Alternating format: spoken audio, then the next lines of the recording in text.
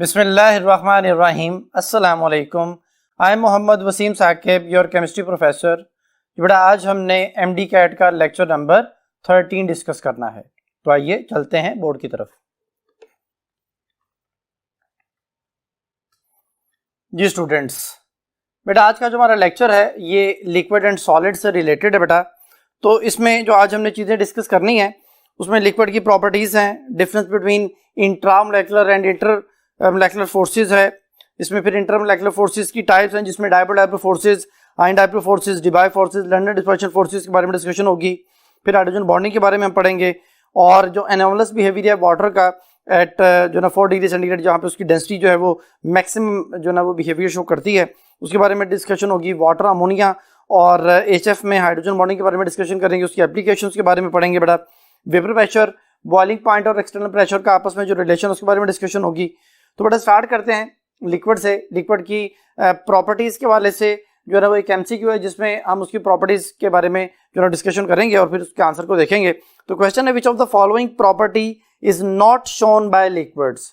कौन सी property liquid show नहीं करते? पहले ऑप्शन है they have the ability to flow. But आप जानते हैं कि लिक्विड जो है वो फ्लूइड्स कहलाते हैं। फ्लूइड वो चीज़ है जो फ्लो कर सके, तो पहली बात ठीक है। Beta, they have the ability to evaporate at all temperature. बड़ा इवेपोरेशन हर टेम्परेचर पे जारी रहती है। It continues at all temperature, spontaneous process है और लिक्विड की इवेपोरेशन होती है, तो बीटा बात भी ठीक है। चौथी, they cannot be compressed even at high pressure slightly. कहते हैं कि वो हाई प्रेशर पे भी स्लाइट जो है ना उनके कंप्रेशन शो नहीं करते, तो ये वाली बात गलत है। ये कंप्रेशन शो करते हैं और हाई प्रेशर पे इनमें मॉलिक्यूल्स कंप्रेस होते हैं, तो फिर ये वाली बात इनकरेक्ट हो गई। और डेल्टा ऑप्शन है they can diffuse into one another. Liquids एक दूसरे में मिक्स हो जाते हैं बेटा, डिफ्यूजन शो करते हैं, तो ये वाली बात भी ठीक है। यानी पहली जो हमारे पास अल्फा बीटा डेल्टा 3 प्रॉपर्टी जो है वो लिक्विड की हैं, चार्ली उसकी प्रॉपर्टी नहीं है। और आंसर एक्सप्लेनेशन में भी ये बात मेंशन है कि करेक्ट स्टेटमेंट ये है कि liquids are generally compressible due to negligible intermolecular forces. जो इंटरमोलेकुलर फोर्सेस हैं वो नेग्लिजिबल होने की वजह से ये आसानी से कंप्रेस की जा सकते हैं जो लिक्विड्स हैं, और हाई प्रेशर पे ये जो है ना वो स्लाइट कंप्रेशन शो करते हैं। तो according to the answer explanation हमारे पास जो इसका आंसर बना वो चार्ली है, तो इस MCQ का आंसर होगा चार्ली ऑप्शन। जी बेटा, अब हम डिफरेंस जो है वो देखेंगे कि जो भी इंटरमोलेकुलर फोर्सेज और इंट्रामोलेकुलर फोर्सेज होती हैं वो लिक्विड की प्रॉपर्टीज को या किसी भी सब्सटेंस की प्रॉपर्टीज को किस तरह से इफेक्ट करती हैं। इंट्रामोलेकुलर फोर्सेज बेटा वो फोर्सेज होती हैं जो बिटवीन एटम्स हों विद इन द मॉलिक्यूल। जैसे अगर मैं बात करूं कि जी हमारे पास जो है वो वाटर है, तो वाटर में ऑक्सीजन और हाइड्रोजन के दरमियान जो बॉन्ड है विच इज जो ना chemical bond, that is called as intramolecular force between the atoms within the molecule और कंपाउंड। ये स्ट्रॉन्गर फोर्सेज होती हैं बेटा, और ये 2 केमिकल बॉन्ड्स होते हैं। इनको हम जो है ना सिंगल लाइन से शो करते हैं अगर वो कोवेलेंट बॉन्ड है, पॉजिटिव नेगेटिव जो है ना वो चार्जेस से शो करते हैं अगर वो आयनिक बॉन्ड है, और एक एरो से शो करते हैं अगर वो कोऑर्डिनेट कोवेलेंट बॉन्ड है। और ये केमिकल प्रॉपर्टीज को डिसाइड करती हैं इंट्रामोलेकुलर फोर्सेज। जो हमारे पास इंटरमॉलिक्यूलर फोर्सेज है बेटा, इंटर का मतलब है बिटवीन 2 मॉलिक्यूल्स के दरमियान जो फोर्सेज आती हैं बेटा। जैसे फर्ज करें कि जी आपके पास ये HCl का एक मॉलिक्यूल है और ये HCl का दूसरा मॉलिक्यूल है, इसमें EN डिफरेंस की वजह से क्लोरीन पे नेगेटिव चार्ज है, हाइड्रोजन पे पॉजिटिव चार्ज है। तो बेटा ये नेगेटिव और पॉजिटिव चार्जेस जो पार्शियल यहाँ पे मौजूद हैं, अब ये एक मॉलिक्यूल है, ये दूसरा मॉलिक्यूल है, इन मॉलिक्यूल्स के दरमियान जो हमारे पास इंटरमोलेकुलर फोर्सेस क्रिएट होंगी या अट्रैक्शन क्रिएट होगी, the negative part of this जो ना molecule and the positive part of this molecule, वो जो इंटरमोलेकुलर फोर्स है, वो जो अट्रैक्शन है, that is called as intermolecular force. और ये इंडिविजुअल मॉलिक्यूल्स के दरमियान एग्जिस्ट करती हैं। ये वीकर फोर्सेस होती हैं और इनको आप एडिशनल फोर्सेस कहते हैं। इनको डॉटेड लाइन से शो किया जाता है बेटा, जो ना वो फिजिकल प्रॉपर्टीज को डिसाइड करती हैं, जैसे मेल्टिंग पॉइंट है, बॉइलिंग पॉइंट है, सरफेस टेंशन है, विस्कोसिटी है, वेपर प्रेशर है। ये सारी जो ना वो इंटरमोलेकुलर फोर्सेस की वजह से ही जो ना वो प्रॉपर्टीज बनती हैं। तो बट यहाँ पे जो आपके सामने स्लाइड शो हो रही है उसमें भी जो ना वो इन दोनों का एक कंपैरिजन जो है वो दिखाया गया है। उस कंपैरिजन में आप देख सकते हैं कि जो बातें मैंने अभी आपको बताई जो ना वो सारी यहाँ पे कंपैरिजन में शो की गई हैं बेटा। अब जो टाइप्स ऑफ इंटरमोलेकुलर फोर्स है वो हमारे कोर्स में है। अब सबसे पहले जो हमारे पास जो ना वो इंटरमोलेकुलर फोर्स की टाइप है वो है dipole dipole force. But dipole dipole force जो है वो इसके नाम से जाहिर है। डाई कहते हैं 2 को, पोल जो है वो चार्जेस उसके दो एंड है उनके हवाले से है। तो 2 जो चार्जेस जब किसी मॉलिक्यूल में सब्सटेंस में मौजूद होंगे वो डायपोल कहलाएगा। डायपोल को नॉर्मली हम एक एग शेप के साथ जो है ना शो करते हैं। मकसद ये होता है कि जो पॉजिटिव एंड है वो क्योंकि ज़्यादा कॉम्पैक्ट है, जो ना वो आप कह सकते हैं कि स्मॉलर एरिया में सारे प्रोटॉन जो है वो इकट्ठे हुए होते हैं, और जो इलेक्ट्रॉनिक क्लाउड है वो ज़्यादा फैला हुआ होता है, तो नेगेटिव पार्ट जो है वो ज़्यादा प्रोमिनेंट, ज़्यादा लार्जर हम शो करते हैं, पॉजिटिव पार्ट जो स्मॉलर शो करते हैं, तो ये डायपोल जो है वो बनता है। तो अब डायपोल दूसरे डायपोल के साथ जब फोर्सेस क्रिएट करेगा तो उसे जो हम कहेंगे डायपोल डायपोल फोर्सेस। अब ये होता क्या है, ये बड़ा पोलर सब्सटेंसेस में होते हैं। पोलर सब्सटेंसेस की दो शर्तें हमारे पास हैं कि ईएन डिफरेंस जो है वो 0.5 से ज्यादा होना चाहिए, तब कोई भी चीज पोलर होगी। दूसरी शर्त यह है कि उसका डायपोल मोमेंट जीरो नहीं होना चाहिए। जैसे BF3 है, कार्बन डाइऑक्साइड है, CCl4 है, इनके डायपोल मोमेंट जीरो होते हैं, हालांकि इनमें ईएन डिफरेंस जो है वो 0.5 से ज्यादा होता है। तो फिर दो कंडीशन अगर फॉलो हो रही हैं तो वो सब्सटेंस पोलर है। पोलर सब्सटेंसेस में डायपोल डायपोल फोर्सेस पाई जाती हैं। जैसे हमारे पास एग्जांपल HCl है, क्लोरीन की जो हमारे पास इलेक्ट्रोनेगेटिविटी है 3.1 है, हाइड्रोजन 2.1 है, तो डिफरेंस बेटा 1 आ रहा है, 0.5 से ज्यादा है, तो ये पोलर है। ईएन डिफरेंस जो है वो 0.5 से ज्यादा हो गया और इसका डायपोल मोमेंट जीरो नहीं होता। तो पोलर होने की वजह से इनमें जो फोर्सेस क्रिएट होंगी वो डायपोल डायपोल फोर्सेस होंगी। अब कौन सी चीजें इसको इफेक्ट करती हैं, तो फैक्टर्स इफेक्टिंग में हमारे पास ईएन डिफरेंस है, ईएन डिफरेंस ज्यादा, उसी तरह से डायपोल डायपोल फोर्सेस भी ज्यादा, क्योंकि partial positive partial negative charge की जो एक्सटेंट है वो ज्यादा हो जाएगी, वो चार्जेस की जो आप कह सकते हैं क्वांटिटी जो है वो ज्यादा हो जाएगी। ज्यादा पार्शियल पॉजिटिव ज्यादा पार्शियल नेगेटिव जो है वो चार्जेस क्रिएट होंगे, ऑटोमेटिकली जो है वो ज्यादा डायपोल डायपोल फोर्सेस जो है वो बढ़ जाएंगे और उनकी स्ट्रेंथ जो है इंक्रीज कर जाएगी। और दूसरे नंबर पे आता है कि डिस्टेंस बिटवीन द मॉलिक्यूल्स, जो दो मॉलिक्यूल जिनके दरमियान वो फोर्सेस क्रिएट हो रही है, जैसे ये दो मॉलिक्यूल हैं, तो उनका इंटर न्यूक्लियर डिस्टेंस क्या है। जितना ज्यादा इंटर न्यूक्लियर डिस्टेंस उतनी ये फोर्सेस कम होती चली जाएंगी, यानी दूर होंगे तो ऑटोमेटिकली जो फोर्सेस की स्ट्रेंथ है वो कम हो जाएगी। तो फिर ये दो चीजों पर डिपेंड कर रहा है। इसके जो फैक्ट है मेल्टिंग पॉइंट की जो आप कह सकते हैं इंक्रीज है या डिक्रीज है, इनकी वजह से होता है। जितनी ज्यादा जो है ना वो डायपोल डायपोल फोर्सेस होंगी उतना ज्यादा मेल्टिंग पॉइंट बढ़ जाएंगे। इसी तरह बेटा उसकी मोलर रेट ऑफ फ्यूजन है, मोलर रेट ऑफ वेपराइजेशन है, मोलर रेट ऑफ सब्लिमेशन है, विस्कोसिटी है, ये सारी चीजें जो है वो इस पर डिपेंड कर रही होती हैं। इनकी जो स्ट्रेंथ होती है ये ओनली 1% होती है कोवेलेंट बॉन्ड की। अब अगर इसको देखा जाए तो हम ये समझते हैं कि ये बहुत वीक फोर्स है और जो ना वो इसको इफेक्ट नहीं करना चाहिए, लेकिन जब आप इसे कलेक्टिव इफेक्ट में देखते हैं तो फिर जो है ना वो इसको आप प्रोमिनेंट फोर्स जो है वो उसमें कंसिडर करते हैं। तो आपके सामने जो स्लाइड्स हो रही है बेटा उसमें डायपोल डायपोल फोर्सेस की डेफिनेशन है कि the attractive force between the positive end of one polar molecule and the negative end of another polar molecule is called as dipole dipole force. और उसकी एक्सप्लेनेशन जो है कि परमानेंट डायपोल्स होते हैं और उन परमानेंट डायपोल्स में पॉजिटिव पार्ट का नेगेटिव पार्ट के साथ जो अट्रैक्टिव फोर्सेस शो करना है वो डायपोल डायपोल फोर्सेस कहलाता है। यहाँ पे उसने एग्जांपल HCl की दी हुई है जो कि आपके सामने स्लाइड में शो हो रही है बेटा।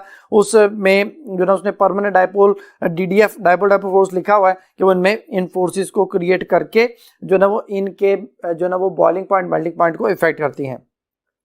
फैक्टर्स इफेक्टिंग मैं आपको बता चुका हूँ कि इसमें जो ना हमारे पास ईएन डिफरेंस और उसके इंटरन्यूक्लियर डिस्टेंस पे या डिस्टेंस बिटवीन द मॉलिक्यूल्स है उस पर डिपेंड करता है। इफेक्ट्स के बारे में भी हम डिस्कशन कर चुके हैं।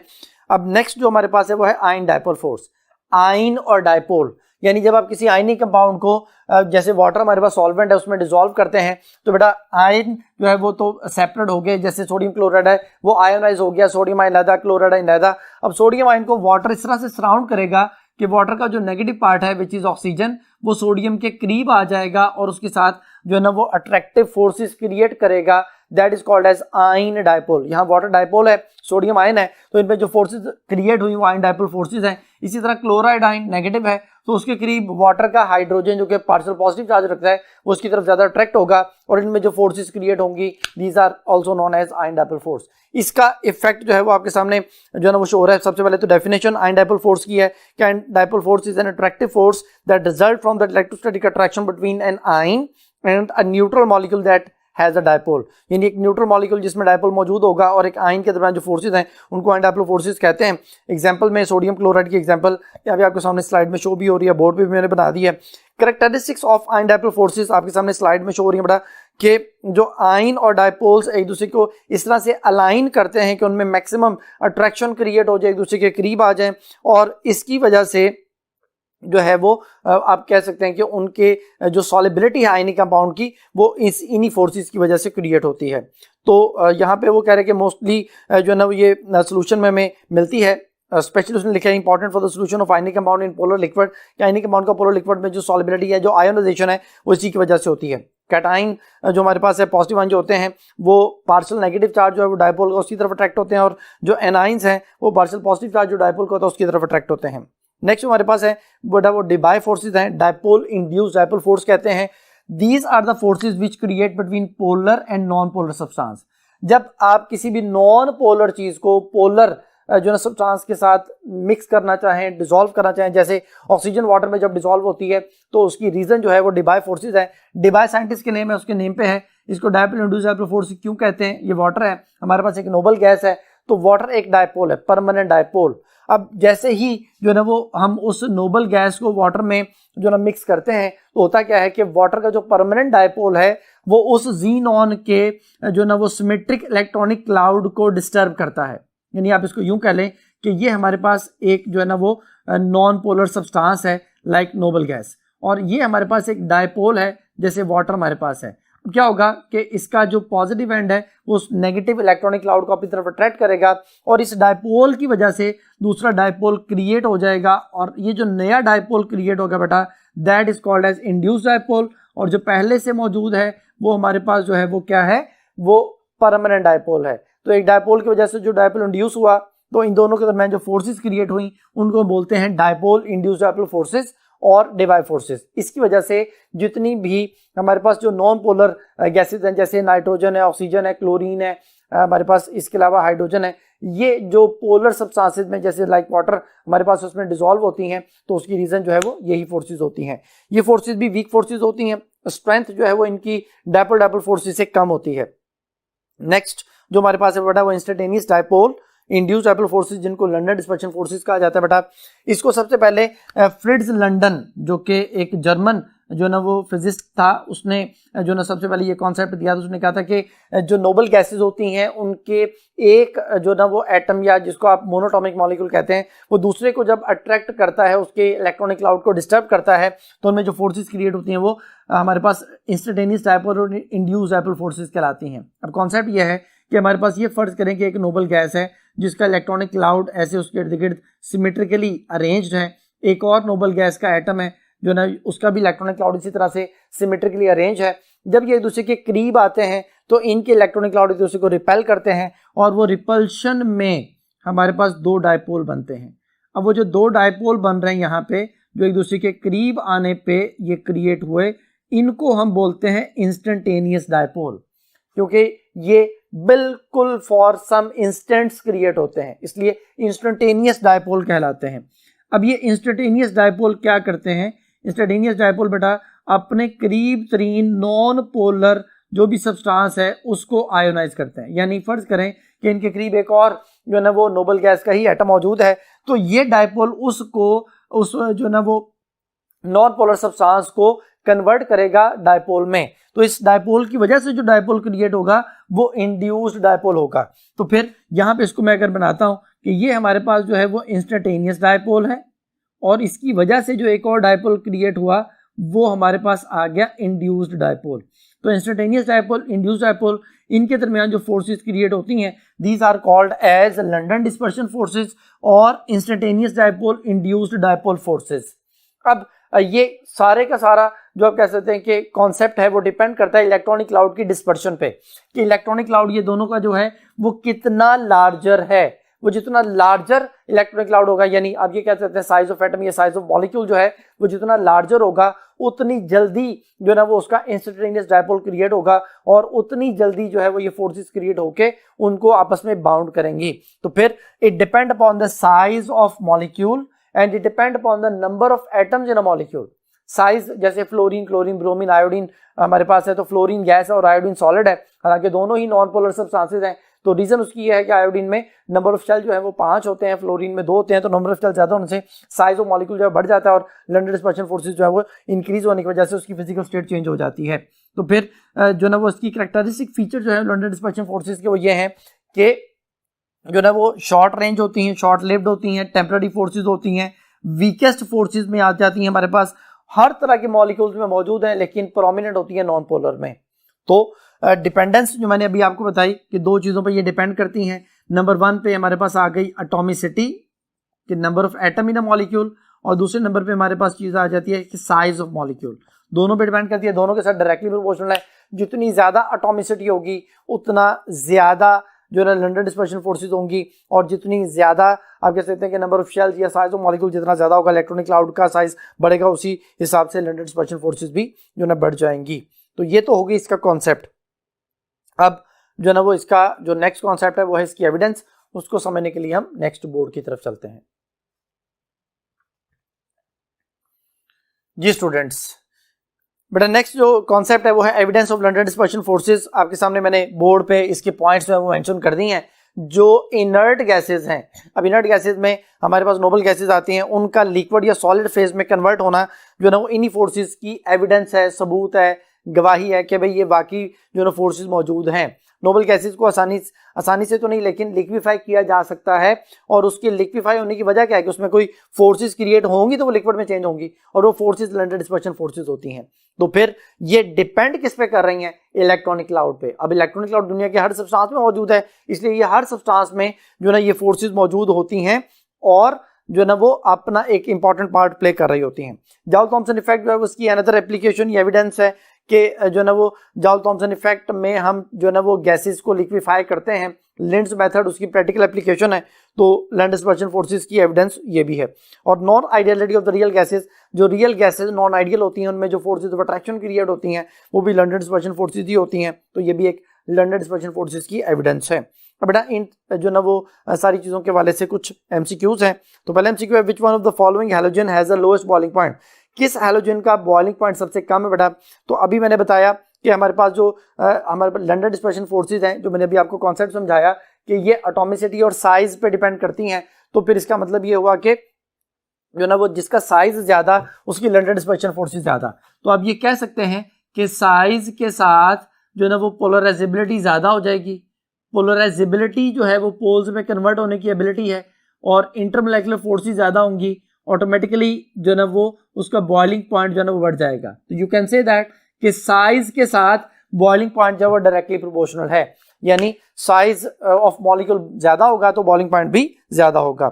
तो फिर यहाँ पे जो ऑप्शन है, पहली ऑप्शन है फ्लोरीन, बीटा ऑप्शन जो है वो iodine, Charlie chlorine, delta bromine. तो बड़ा यहाँ पे साइज ऑफ मॉलिक्यूल सबसे ज्यादा आयोडीन का है, तो आयोडीन जो है उसका बॉइलिंग पॉइंट सबसे ज्यादा होगा। लेकिन क्वेश्चन ये है कि लोएस्ट बॉइलिंग पॉइंट किसका है? तो फ्लोरीन का साइज सबसे कम है, तो उसका इंटरमोलेकुलर फोर्सेस कम और उसकी पोलराइजेबिलिटी कम, तो उसका बॉइलिंग पॉइंट भी कम। तो फिर अल्फा हमारा आंसर होगा फ्लोरीन जो है ना वो इसमें ऑप्शन बनी। नेक्स्ट एमसीक्यू बेटा, which of the following factors effect the strength of London dispersion forces? कौन से फैक्टर्स हैं जो लंडन डिस्पर्शन फोर्सेस की स्ट्रेंथ को इफेक्ट करते हैं? तो पहले नंबर पे हमारे पास है size of electronic cloud of atom और मॉलिक्यूल ओनली, जो बड़ा साइज पे डिपेंड करता है, जिसको जो ना आप कह सकते हैं कि पोलराइजेबिलिटी पे डिपेंड करता है, पोल्स में कन्वर्ट होने की एबिलिटी जो ना उस पर डिपेंड करता है। बीटा ऑप्शन है number of atom in non polar molecule. Non polar molecule जैसे हाइड्रोकार्बन्स होते हैं उसके अंदर नंबर ऑफ एटम पे भी ये डिपेंड करती हैं। तो दोनों बातें ठीक है, तो चार्ली आंसर होगा बोथ ए एंड बी, क्योंकि डेल्टा नन ऑफ दीज है जो कि पॉसिबल नहीं है, तो इस एमसीक्यू का चार्ली आंसर। अब नेक्स्ट जो टॉपिक हमारे पास है बेटा हाइड्रोजन बॉन्डिंग है। हाइड्रोजन बॉन्डिंग जो हमारे पास है बेटा टॉपिक, ये इलेक्ट्रोस्टैटिक फोर्स ऑफ अट्रैक्शन होती है किसमें? Between a highly electronegative atom. अब हाईली इलेक्ट्रोनेगेटिव एटम जो है वो हमारे पास पीरियोडिक टेबल में 3 है। फ्लोरीन सबसे ज्यादा इलेक्ट्रोनेगेटिव है, उसके बाद ऑक्सीजन आता है, फिर नाइट्रोजन आता है। तो जब ये फ्लोरीन या ऑक्सीजन या नाइट्रोजन कोवलेंट बॉन्ड बनाएंगे विद हाइड्रोजन, तो ये हाइड्रोजन से इलेक्ट्रॉन छीनेंगे, तो इन पे आ जाएगा फुल नेगेटिव चार्ज या पार्शियल नेगेटिव चार्ज की क्वांटिटी बढ़ जाएगी, और जो ना वो हाइड्रोजन पे पार्शियल पॉजिटिव चार्ज बहुत ज्यादा इंक्रीज कर जाएगा। तो फिर पार्शियल पॉजिटिव चार्ज हाइड्रोजन और ये जो इलेक्ट्रोनेगेटिव एटम है इनके दरमियान जो फोर्स ऑफ अट्रैक्शन क्रिएट होगी that is called as hydrogen bonding. थोड़ा देखें, ये हमारे पास वाटर का एक मॉलिक्यूल है, वाटर के एक मॉलिक्यूल में ऑक्सीजन हाइड्रोजन में कोवलेंट बॉन्ड बन गया, इसी तरह ये दूसरा मॉलिक्यूल है। अब हुआ क्या कि इस ऑक्सीजन ने हाइड्रोजन से इलेक्ट्रॉन छीने, इसके ऊपर नेगेटिव चार्ज आ गया, इस पे पॉजिटिव चार्ज आ गया, इसी तरह इस ऑक्सीजन पे भी नेगेटिव चार्ज और इस पे पॉजिटिव चार्ज। अब इस नेगेटिव ऑक्सीजन में जो कि इलेक्ट्रोनेगेटिव एटम है, इसके लॉन पेयर में और पार्शियल पॉजिटिव चार्ज जो हाइड्रोजन है उसके दरमियान जो फोर्स ऑफ अट्रैक्शन क्रिएट होगी that is called as hydrogen bonding. Hydrogen bonding prominent होती है वाटर में, हाइड्रोजन बॉन्डिंग NH3 में और HF में है बेटा। तो इन सब में आप देखें कि कोवलेंट बॉन्ड जो है वो नाइट्रोजन का हाइड्रोजन के साथ, फ्लोरीन का हाइड्रोजन के साथ, ऑक्सीजन का हाइड्रोजन के साथ बना हुआ है, और उसी वजह से फिर इनमें हाइड्रोजन बॉन्डिंग क्रिएट होती है, क्योंकि इसकी वजह से इन इलेक्ट्रोनेगेटिव एटम की वजह से हाइड्रोजन पे पार्शियल पॉजिटिव चार्ज की क्वांटिटी बढ़ जाती है, जिसकी वजह से अट्रैक्शन जो है वो उसकी उन लोन पेयर की तरफ बढ़ जाती है जो नाइट्रोजन पे, ऑक्सीजन पे या फ्लोरीन पे मौजूद है।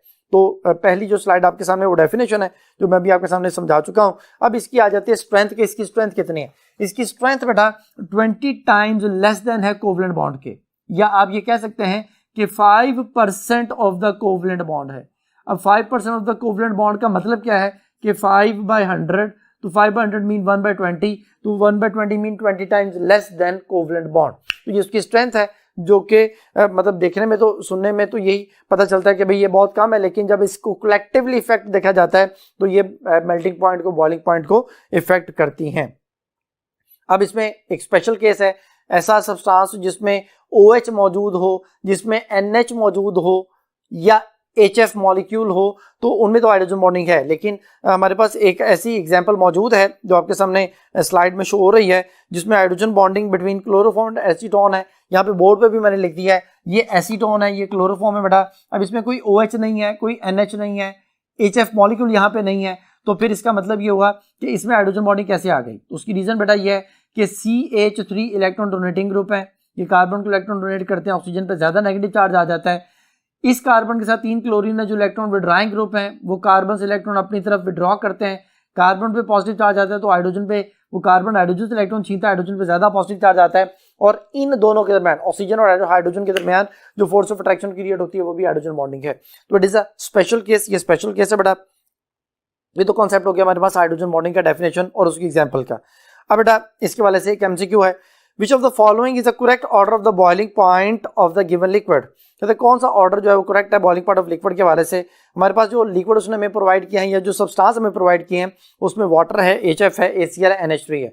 बट आप जानते हैं कि वाटर का बॉइलिंग पॉइंट 100 होता है, तो फिर जो वाटर वो सबसे पहले आना चाहिए। वाटर सबसे पहले 2 ऑप्शन में है, अल्फा और चार्ली, यानी इनमें हमारा आंसर है। फिर उसके बाद दूसरे नंबर पे जो बॉइलिंग पॉइंट है वो HF का है, 19.5 होता है बेटा। तीसरे नंबर पे जो NH3 और HCl हमारे पास मौजूद है, NH3 का हमारे पास जो है ना बॉइलिंग पॉइंट आता है -33.3 डिग्री सेंटीग्रेड, और लास्ट नंबर पे HCl का बॉइलिंग पॉइंट आता है -85 डिग्री सेंटीग्रेड। तो फिर ऑर्डर जो है वो ये बना के वाटर, उसके बाद जो है वो हमारे पास HF, उसके बाद NH3, उसके बाद HCl। तो ये ऑर्डर जो है वो चार्ली ऑप्शन में मैच करता है, तो फिर इस MCQ का चार्ली आंसर। अब नेक्स्ट जो स्लाइड आपके सामने वो है applications of hydrogen bonding. Hydrogen bonding की एप्लीकेशंस क्या हैं? उनमें हमारे पास जो फिजिकल प्रॉपर्टीज के हवाले से कि स्ट्रेंथ ऑफ एसिड, जैसे जो है ना वो HF है, HCl है, HBr है, HI है, इनमें अगर मैंने डिसाइड करना है कि अच्छा एसिड कौन सा है, तो फिर उसमें हमें जो है ना वो पता चलता है कि HI सबसे अच्छा एसिड है, क्योंकि उसमें हाइड्रोजन बॉन्डिंग नहीं होती। आयोडीन लार्जर साइज एटम है, हाइड्रोजन को जल्दी रिलीज करता है और जो है ना वो अच्छा एसिड बन जाता है। HF जो है वो फ्लोरीन तो बहुत ज्यादा इलेक्ट्रोनेगेटिव है, उसको हाइड्रोजन से इलेक्ट्रॉन छीन के फौरन हाइड्रोजन छोड़ना चाहिए था, लेकिन उसमें हाइड्रोजन बॉन्डिंग की वजह से hydrogen is trapped between 2 fluorine atom, जिसकी वजह से उसकी जो एसिडिक स्ट्रेंथ है वो इंतहाई कम हो जाती है। एक्सेप्शनली लो एसिडिक स्ट्रेंथ जो है वो HF की होती है। सेकंड नंबर पे उसने लिखी हुई है solubility of hydrogen bonded molecules, फिर क्लींजिंग एक्शन, अभी इनको अब डिस्कस करते हैं। Hydrogen bonding in biological compounds, hydrogen bonding in paints and dyes, और स्ट्रक्चर ऑफ आइस। तो सबसे पहले स्ट्रेंथ ऑफ एसिड, जो स्लाइड आपके सामने है उसमें HF का जिक्र है, मैंने आपको बता दिया है कि अगर HF को कंपैरिजन करते हैं HCl, HBr, HI के साथ, तो फिर HF जो है वो वीकेस्ट एसिड है due to stronger hydrogen bonding due to entrapped hydrogen between 2 fluorine atom, जो हम डिस्कस कर चुके हैं। Solubility of hydrogen bonding molecule बेटा वो तमाम सब्सटेंसेस जिनमें OH मौजूद है, जिनमें NH मौजूद है, वो सारे वाटर सॉल्युबल होंगे। अब वाटर जैसे HF जो है वो तो उसमें OH तो मौजूद नहीं, लेकिन हाइड्रोजन और फ्लोरीन में जो पार्शियल पॉजिटिव नेगेटिव चार्जेस उनकी वजह से हाइड्रोजन बॉन्डिंग होती है, तो ये वाटर के साथ भी हाइड्रोजन बॉन्डिंग कर लेते हैं और वाटर में सॉल्युबल हो जाते हैं। तो फिर OH कंटेनिंग कंपाउंड कौन से हैं? जैसे एथेनॉल है, जैसे हमारे पास एथेनोइक एसिड है, तो जितने भी अल्कोहल हैं, कार्बोक्सिलिक एसिड्स हैं, वो ज्यादातर उनमें खास तौर पे लेस कार्बन वाले जो है वाटर सॉल्युबल होते हैं, क्योंकि वो वाटर के साथ हाइड्रोजन बॉन्डिंग क्रिएट कर लेते हैं। जब इनमें कार्बन की तादाद बढ़ती है फिर इनमें हाइड्रोजन बॉन्डिंग जो है उसकी स्ट्रेंथ भी कम होती चली जाती है, या वो हाइड्रोजन बॉन्डिंग आपस में शुरू कर देते हैं, फिर वाटर के साथ नहीं करते, वाटर के ऊपर अलग से लेयर बनाना शुरू कर देते हैं। तो फिर ये solubility of hydrogen bonding molecule हमारे पास जो है ना वो कॉन्सेप्ट आ जाता है कि हमें ईजी हो जाता है कंपाउंड को देख के पता चल जाता है कि ये वाटर सॉल्युबल होगा या नहीं। नेक्स्ट स्लाइड हमारे पास है वो cleansing action of the soap and detergent. बड़ा सोप का जो फार्मूला हमारे पास होता है वो कुछ इस तरह से बनता है कि जी R⁻O फिर O नेगेटिव और Na पॉजिटिव। इसमें जो सोडियम है वो पोलर पार्ट कहलाता है और जो बाकी हमारे पास कार्बोक्सिलेट बन रहा है वो बेटा नॉन पोलर पार्ट कहलाता है। तो ये जो सोप में, इसी तरह डिटर्जेंट में भी एक पोलर और नॉन पोलर पार्ट होता है। तो ये जो मैल कुचैल होती है हाथों पे, बॉडी पे या कपड़ों वगैरह पे जो लगी होती है, उसमें उस मैल कुचैल के भी दो पार्ट हैं, पोलर नॉन पोलर। जो यहाँ पे सोप डिटर्जेंट का पोलर पार्ट है उसके साथ रिएक्ट करता है, उसे वाटर सॉल्युबल बनाता है। नॉन पोलर पार्ट के साथ रिएक्ट करके उसको वाटर सॉल्युबल बनाता है, और इस तरह से जो उनमें हाइड्रोजन बॉन्डिंग क्रिएट करते हुए उस जो ना उसको क्लींजिंग एक्शन को परफॉर्म करता है। तो यहाँ पे भी हाइड्रोजन बॉन्डिंग आ गई। इसी तरह इस स्लाइड में बेटा हाइड्रोजन बॉन्डिंग बायोलॉजिकल कंपाउंड है। हम जानते हैं कि जो नाइट्रोजनस बेसिस हमारे जो ना वो उन डीएनए में, क्रोमोसोम्स के अंदर डीएनए मौजूद है, डीएनए के अंदर नाइट्रोजनस बेसिस हैं, और नाइट्रोजनस बेसिस के अंदर हाइड्रोजन बॉन्डिंग मौजूद है। बच्चों को याद करवाने के लिए एट जीसी हम याद करवाते हैं। एट मीन एडेनिन, थायमिन, इनमें 2 हाइड्रोजन बॉन्ड होते हैं। गवानिन, साइटोसिन में 3 हाइड्रोजन बॉन्ड होते हैं। तो एट जीसी बच्चों को याद करवाया जाता है कि इनमें हाइड्रोजन बॉन्डिंग जो है वो एग्जिस्ट कर रही है, और वो हमारे हर सेल के अंदर, न्यूक्लियस के अंदर, क्रोमोसोम्स के अंदर, डीएनए के अंदर मौजूद है। यानी आप कह सकते हैं कि लाइफ की जो एग्जिस्टेंस है वो उस हाइड्रोजन बॉन्डिंग पर डिपेंड कर रही है। जो हमारे पास प्रोटीन्स हैं, जो हमारे बालों में, हमारे मसल्स में, नाखूनों में, हर जगह पे मौजूद हैं, वो प्रोटीन्स के अंदर जो हेलिक्स बनता है, उस हेलिक्स में भी जो है ना हाइड्रोजन बॉन्डिंग होती है। उसका स्ट्रक्चर आपके सामने जो है वो शो हो रहा है, जिसमें C डबल बॉन्ड O और NH जो है वो स्लाइड में जो ना वो दिखाया जा रहा है कि जो ना C डबल बॉन्ड और NH के दरमियान जो डॉटेड लाइन है वो हाइड्रोजन बॉन्डिंग है। इसमें जो ना वो जो स्पाइरल बनता है, स्पाइरल मीन जो स्प्रिंग लाइक इनकी अरेंजमेंट बनती है बेटा, उसमें 27 अमाइनो एसिड जो हैं वो एक उस रिंग के अंदर जो है ना वो आ जाते हैं। इसी तरह हाइड्रोजन बॉन्डिंग जो है वो कार्बोहाइड्रेट्स में भी होती है, और वो कार्बोहाइड्रेट को वाटर सॉल्युबल बनाने में भी हेल्प करती है। नेक्स्ट जो है वो जो ना वो डीएनए का स्ट्रक्चर आपके सामने शो हो रहा है। एडेनिन, गवान, जो ना थायमिन, गवानिन, साइटोसिन, मैंने भी आपको बता दिया था एट जीसी का कॉन्सेप्ट। तो इनमें भी हाइड्रोजन बॉन्डिंग मौजूद है। यहाँ पे उसकी जो ना वो डायमीटर भी प्रोवाइड किया गया है, और उसके अंदर जो है ना उसका स्ट्रक्चर भी आपके सामने स्लाइड में शो हो रहा है। नेक्स्ट जो बेटा स्लाइड आपके सामने वो है hydrogen bonding in paints and dice. Paints जो है ना उसका दीवारों के साथ या जो है ना वुड के साथ अटैच होना, उस अटैचमेंट की वजह भी हाइड्रोजन बॉन्डिंग की है। डाइस का कपड़ों के साथ जुड़ना जो ना ये भी हाइड्रोजन बॉन्डिंग की वजह से है।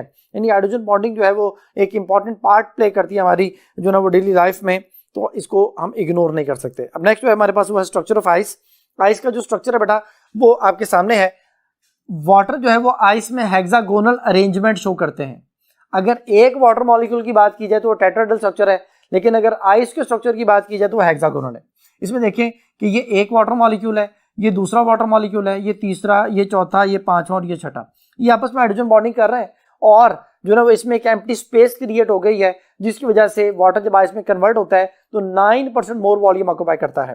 तो 9% मोर वॉल्यूम ऑक्यूपाई इस स्पेस की वजह से है, तो यहाँ पे मैंने बनाई हुई है। तो फिर इसका मतलब यह है कि हाइड्रोजन बॉन्डिंग मॉलिक्यूल्स को इस तरह से अरेंज करती है कि उनमें एम्प्टी स्पेस क्रिएट हो, और एम्प्टी स्पेस की वजह से जो ना वाटर वो जो आइस में कन्वर्ट होता है तो फिर डेंसिटी जो है वो डिक्रीज हो जाती है, और दैट्स वाई जो आइस है वो वाटर के ऊपर फ्लोट करती है। तो डेंसिटी का कॉन्सेप्ट भी आ गया।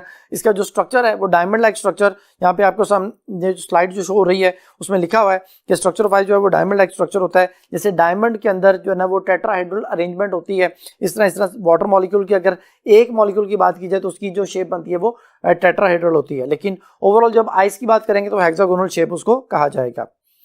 अब बेटा इसी वाले से एक एमसीक्यू है, विच one of the following statement is incorrect about the water and ice. Water and ice के वाले से कौन सी बात इनकरेक्ट है? पहली स्टेटमेंट, पहली ऑप्शन जो है वाटर के वाले से कि हेक्सागोनल स्ट्रक्चर और आइस का टेट्राहेड्रल स्ट्रक्चर। तो पहली जो बात है वही गलत हो गई। मैंने अभी आपको बताया कि वाटर में जो एक वाटर मॉलिक्यूल है वो टेट्राहेड्रल स्ट्रक्चर होता है और आइस का हेक्सागोनल होता है, तो ये इनकरेक्ट हो गया। Beta at 4 degree centigrade water has maximum density. तो 4 डिग्री सेंटीग्रेड पे जो हाइड्रोजन बॉन्डिंग है वो रिजिड हो जाती है, इस वजह से उसकी डेंसिटी मैक्सिमम हो जाती है। 0 डिग्री सेंटीग्रेड पे लोअर डेंसिटी होती है, ठीक है। Charlie at 4 degree centigrade it has minimum volume, density ज्यादा तो वॉल्यूम कम, क्योंकि डेंसिटी और वॉल्यूम एक दूसरे के इनवर्सली प्रोपोर्शनल होते हैं बेटा। तो ये चार्ली बात भी ठीक है। और आइस में at 0 degree centigrade volume of ice increases 9% जो है ना वो ज्यादा हो जाता है, तो ये भी ठीक है। डेल्टा वाटर के लिए it is in the liquid state और ice it is in the solid state, ये भी सही है। यानी बीटा चार्ली डेल्टा ठीक है, अल्फा इनकरेक्ट है। तो इस एमसीक्यू का अल्फा आंसर, ये आंसर एक्सप्लेनेशन में उनके दोनों के स्ट्रक्चर भी आपके सामने हैं। नेक्स्ट बेटा जो स्लाइड आपके सामने उसमें एमसीक्यूज हैं। Hydrogen bonding is unimportant in. Hydrogen bonding जो है वो इतनी ज्यादा अहमियत के हामिल नहीं है। किसमें? पहली ऑप्शन है डीएनए स्ट्रक्चर, उसमें तो हाइड्रोजन बॉन्डिंग होती है। एड जिसे अभी कॉन्सेप्ट समझाया था। लिक्विड एचएफ जब लिक्विड फॉर्म में होगा तो वो हाइड्रोजन बॉन्डिंग की वजह से ही होगा। चौथी ऑप्शन है लिक्विड प्रॉपर्टी वाटर, वाटर का लिक्विड में एग्जिस्ट करना भी हाइड्रोजन बॉन्डिंग की वजह से है।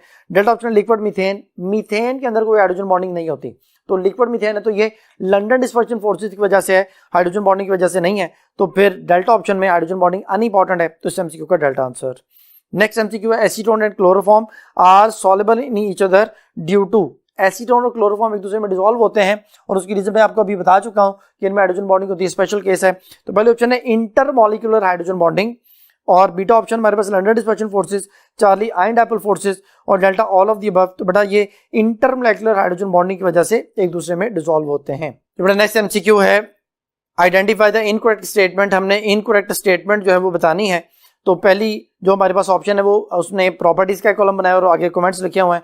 तो हमारे पास पहली property strength of acid, HF is the strongest acid than HCl due to hydrogen bonding. तो ये पहली बात ही गलत होगी बेटा, HF जो है वो वीकर एसिड है ड्यू टू हाइड्रोजन बॉन्डिंग, तो अल्फा इनकरेक्ट हो गया। बीटा पेंट्स एंड डाइज आगे लिखा है adhesive nature of the certain paints and dyes is due to hydrogen bonding. बेटा पेंट और डाई का जो एडहेशन है, जो चिपकना है कपड़े के साथ, दीवार के साथ, तो उसकी रीजन जो हाइड्रोजन बॉन्डिंग है, बीटा ठीक है। चौथी food material glucose and fructose are solvent water due to hydrogen bonding. बेटा ग्लूकोज फ्रुक्टोज दोनों में OH ग्रुप होता है और इसकी वजह से ये वाटर के साथ हाइड्रोजन बॉन्डिंग क्रिएट करते हैं और वाटर में डिसॉल्व हो जाते हैं।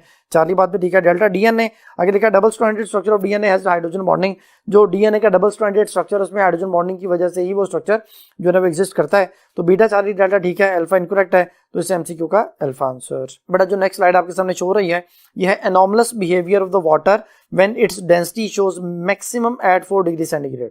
बेटा जो वाटर का एनॉमलस बिहेवियर है कि 4 डिग्री सेंटीग्रेड पे इसकी डेंसिटी मैक्सिमम हो जाती है, उसकी वजह से एमसीक्यू भी है कि in anomalous expansion of the water at what temperature the density of water is maximum. कहते हैं ये एनॉमलस एक्सपेंशन जो वाटर की होती है तो किस टेम्परेचर पे वाटर की डेंसिटी मैक्सिमम होती है, तो मैं अभी बता चुका हूँ कि ये 4 डिग्री सेंटीग्रेड पे होती है। पहले ऑप्शन है 4 डिग्री, बीटा ऑप्शन है लेस देन 4, चार्ली ऑप्शन है ग्रेटर देन 4 और डेल्टा 10 डिग्री। मतलब ये 4 आंसर है। एक्चुअली होता ये है कि जो हाइड्रोजन बॉन्डिंग है, अगर रूम टेम्परेचर की बात की जाए तो वाटर मॉलिक्यूल एक दूसरे के साथ हाइड्रोजन बॉन्डिंग क्रिएट करते हैं और फिर दूसरे वाटर मॉलिक्यूल जो है ना उसके साथ टकराने की वजह से पहले वाली हाइड्रोजन बॉन्डिंग खत्म हो जाती है। यानी फर्ज करें कि इधर से एक मॉलिक्यूल आया, उसने इस मॉलिक्यूल को रिप्लेस किया, ये पहले वाली हाइड्रोजन बॉन्डिंग खत्म हो गई, जो नया मॉलिक्यूल आएगा उसकी हाइड्रोजन बॉन्डिंग क्रिएट हो जाएगी। तो हाइड्रोजन बॉन्डिंग बन रही है, टूट रही है, ये रूम टेम्परेचर पे हो रहा है। रूम टेम्परेचर से टेम्परेचर कम करते हैं, 10 डिग्री पे आते हैं, तभी हाइड्रोजन बॉन्डिंग बन रही है, कम हो रही है, लेकिन मॉलिक्यूल थोड़े से करीब आ गए हैं क्योंकि टेम्परेचर कम हो रहा है। तो टेम्परेचर कम होने पे मॉलिक्यूल एक दूसरे के करीब आते हैं, काइनेटिक एनर्जी जो है वो कम होती है। अब मजीद टेम्परेचर कम करते हैं, अब मजीद टेम्परेचर कम करने पे हमारे पास जो कॉन्सेप्ट है डेंसिटी का और टेम्परेचर का वो इनवर्सली प्रोपोर्शनल है। जो जो टेम्परेचर कम करेंगे हमारे पास डेंसिटी बढ़ना शुरू हो जाएगी। अब 25 से 10 और 10 से 4 डिग्री सेंटीग्रेड तक तो ये कॉन्सेप्ट फॉलो होता है, लेकिन जैसे ही 4 डिग्री सेंटीग्रेड आता है तो 4 डिग्री सेंटीग्रेड पे जो हाइड्रोजन बॉन्डिंग है वो क्या हो जाती है, रिजिड। तो रिजिड मीन कि ना वो वाटर मॉलिक्यूल जो है वो अब एक दूसरे से दूर जा सकते हैं ना करीब आ सकते हैं, वहीं पे वो फिक्स हो जाते हैं और यहीं पे फिर ये फ्रीज होते हैं। तो फिर इसका मतलब ये हुआ कि 4 डिग्री सेंटीग्रेड पे जो हमारे पास हाइड्रोजन बॉन्डिंग है वो रिजिड होती है। अब जो ना जब 4 डिग्री सेंटीग्रेड आता है, जो हमारे पास हाइड्रोजन बॉन्डिंग है वो रिजिड हुई, तो उसने क्या किया, मॉलिक्यूल्स के दरमियान स्पेस क्रिएट की। स्पेस क्रिएट करने से वॉल्यूम बढ़ा, वॉल्यूम 9% मोर वॉल्यूम ऑक्यूपाई किया। जब वॉल्यूम बढ़ेगा तो डेंसिटी जो है उसके साथ इनवर्सली प्रोपोर्शनल है। Density is equal to mass per volume है। वॉल्यूम बढ़ा तो डेंसिटी कम होनी चाहिए। अब डेंसिटी जो है वो तो जो ना 4 डिग्री सेंटीग्रेड के बाद आप मजीद टेम्परेचर कम कर रहे होते हैं तो डेंसिटी तो आपके ख्याल में इंक्रीज करनी चाहिए थी, लेकिन यहाँ पे डेंसिटी बजाय इंक्रीज करने के डिक्रीज होना शुरू हो जाती है। फिर हम ये कहते हैं कि चूंकि अब वो डिक्रीज होना शुरू हो गई है तो मैक्सिमम कहाँ पे है, मैक्सिमम ये 4 डिग्री सेंटीग्रेड पे थी। तो फिर 4 डिग्री सेंटीग्रेड से मजीद टेम्परेचर कम करने पे जो है ना वो ये वाला रिलेशन अब फॉलो नहीं होता। अब टेम्परेचर कम करने पे जो डेंसिटी में चेंज आता है वो इनवर्सली प्रोपोर्शनल बल्कि डायरेक्टली प्रोपोर्शनल हो जाता है। तो ये कॉन्सेप्ट यहाँ पे इस एमसीक्यू में मेंशन किया गया था कि किस टेम्परेचर पे जो वाटर की डेंसिटी है वो मैक्सिमम होती है, बेटा 4 डिग्री पे होती है। 4 डिग्री के बाद इसमें जो है वो चेंज आना शुरू हो जाता है। तो ये था कॉन्सेप्ट हाइड्रोजन बॉन्डिंग का और जो है ना उसके एनॉमलस बिहेवियर का वाटर का। नेक्स्ट जो कॉन्सेप्ट है बेटा वो वेपर प्रेशर है। वेपर प्रेशर की डेफिनेशन आपके सामने एक स्लाइड की शक्ल में बड़ी जबरदस्त स्लाइड बनी हुई है जिसमें उनके फैक्टर्स और उनकी डेफिनेशन, उनकी मेजरमेंट के वाले से जो सारी बातें मेंशन है। डेफिनेशन है कि वेपर प्रेशर वो प्रेशर है, वो लिक्विड के वेपर्स का प्रेशर है जो वो लिक्विड के ऊपर एक्सर्ट करते हैं। अब इसमें हमारे पास दो कंडीशन जो है वो फॉलो होती हैं। पहली कंडीशन जो है बेटा वो ये है कि क्लोज्ड कंटेनर में ही वेपर प्रेशर मेजर किया जा सकता है, और दूसरी कंडीशन जो है वो है डायनेमिक इक्विलिब्रियम। डायनेमिक इक्विलिब्रियम जो है वो क्या है जी, कि जब रेट ऑफ इवेपोरेशन और रेट ऑफ कंडेंसेशन दोनों इक्वल हो जाएं, उस वक्त हमने जो वेपर प्रेशर है उसको मेजर करना है। तो ये दो कंडीशन फॉलो की जाती हैं, उसके बाद वेपर प्रेशर को मेजर किया जाता है। वेपर प्रेशर जो है उसमें कुछ ऐसी चीजें जो वेपर प्रेशर को इफेक्ट करती हैं और कुछ इफेक्ट नहीं करती। तो सबसे पहले वो जो इफेक्ट करती हैं वो यहाँ पे मैंने सिर्फ नाम लिखा हुआ है, स्लाइड में आपके सामने शो हो रहा है कि नेचर ऑफ लिक्विड पे डिपेंड करता है vapour pressure, size of molecule पे डिपेंड करता है, इंटरमोलेक्युलर फोर्सेस पे डिपेंड करता है, और टेम्परेचर पे डिपेंड करता है। जैसे टेम्परेचर के साथ डायरेक्टली प्रोपोर्शनल है, टेम्परेचर बढ़ेगा वेपर प्रेशर बढ़ेगा, क्योंकि मॉलिक्यूल्स का लिक्विड से वेपर में कन्वर्ट करना जो ना वो आसान हो जाएगा। ज्यादा मॉलिक्यूल जो ना लिक्विड से वेपर में जाएंगे, वेपर प्रेशर बढ़ जाएगा। तो इंटरमोलेक्युलर फोर्सेस अगर ज्यादा होंगी, वेपर प्रेशर कम हो जाएगा, क्योंकि इवेपोरेशन कम हो जाएगी, वेपर प्रेशर डिक्रीज कर जाएगा। अब जो चीजें वेपर प्रेशर को इफेक्ट नहीं करती उनमें आता है सरफेस एरिया। अब जरा इसको कॉन्सेप्ट को जरा देखिएगा बेटा, हमारे पास हैं दो कंटेनर,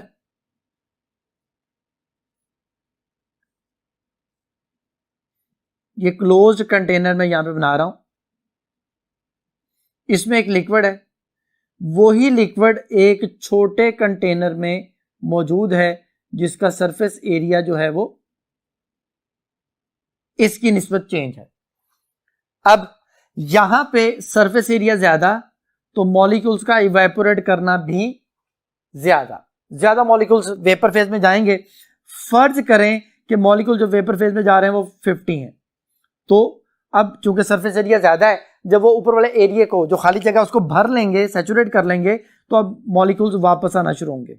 जब मॉलिक्यूल वापस आना शुरू होंगे तो गैस से लिक्विड में चेंज होना कंडेंसेशन। पहले इवेपोरेशन हो रही थी, वो हमने 50 कंसिडर की, अब दोबारा कंडेंसेशन हुई तो वो हम कंसिडर करते हैं कि जी 40 है।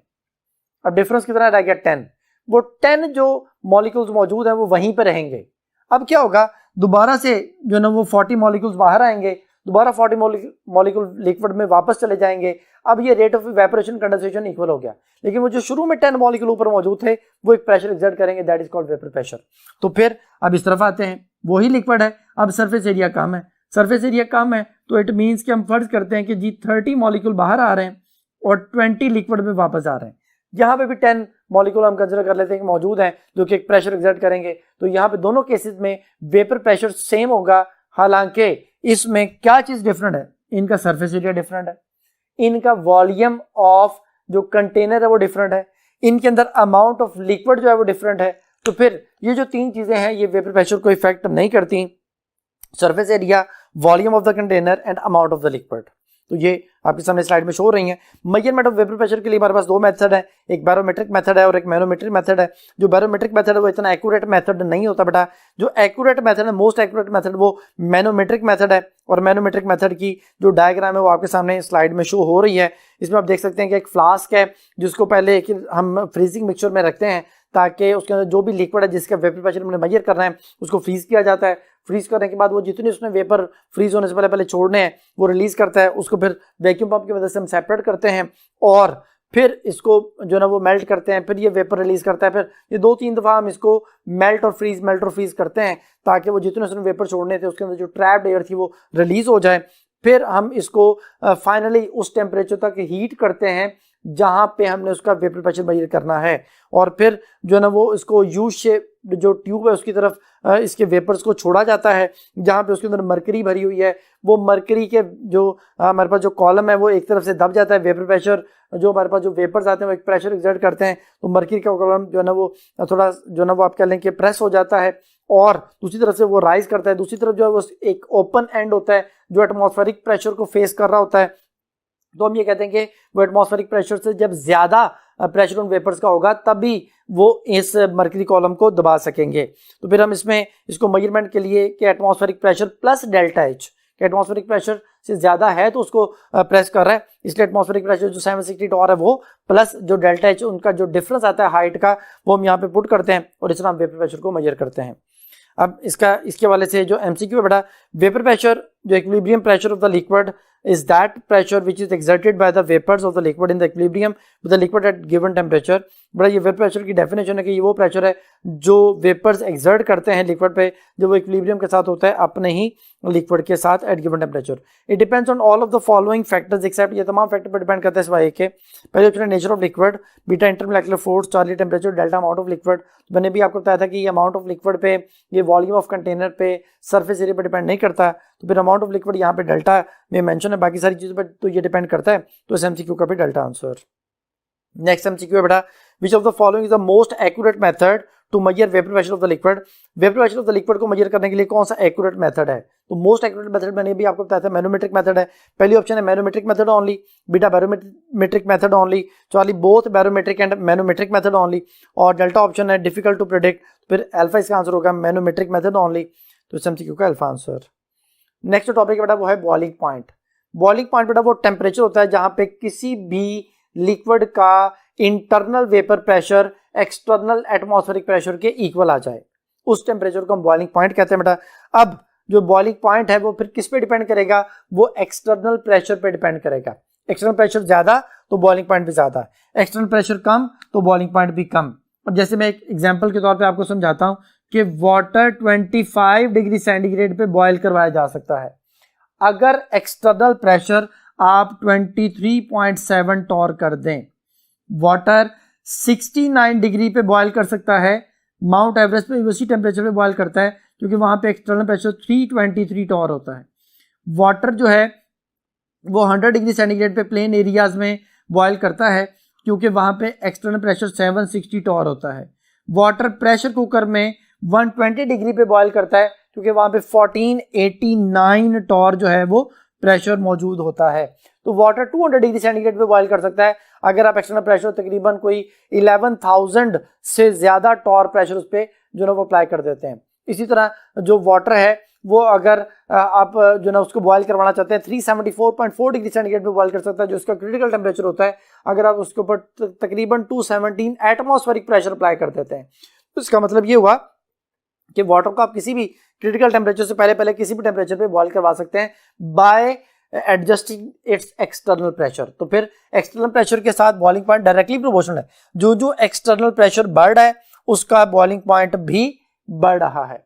तो यहाँ पे उसकी दो एप्लीकेशन आपके सामने स्लाइड में शो हो रही हैं। एक प्रेशर कुकर है, प्रेशर कुकर में हम वाटर के ऊपर एक्स्ट्रा प्रेशर बढ़ा के उसका बॉइलिंग पॉइंट इंक्रीज कर देते हैं ताकि जो कुकिंग टाइम है वो डिक्रीज किया जा सके, क्योंकि अब वाटर ज्यादा देर तक लिक्विड में रहेगा और खाना जो है वो जल्दी पक जाएगा।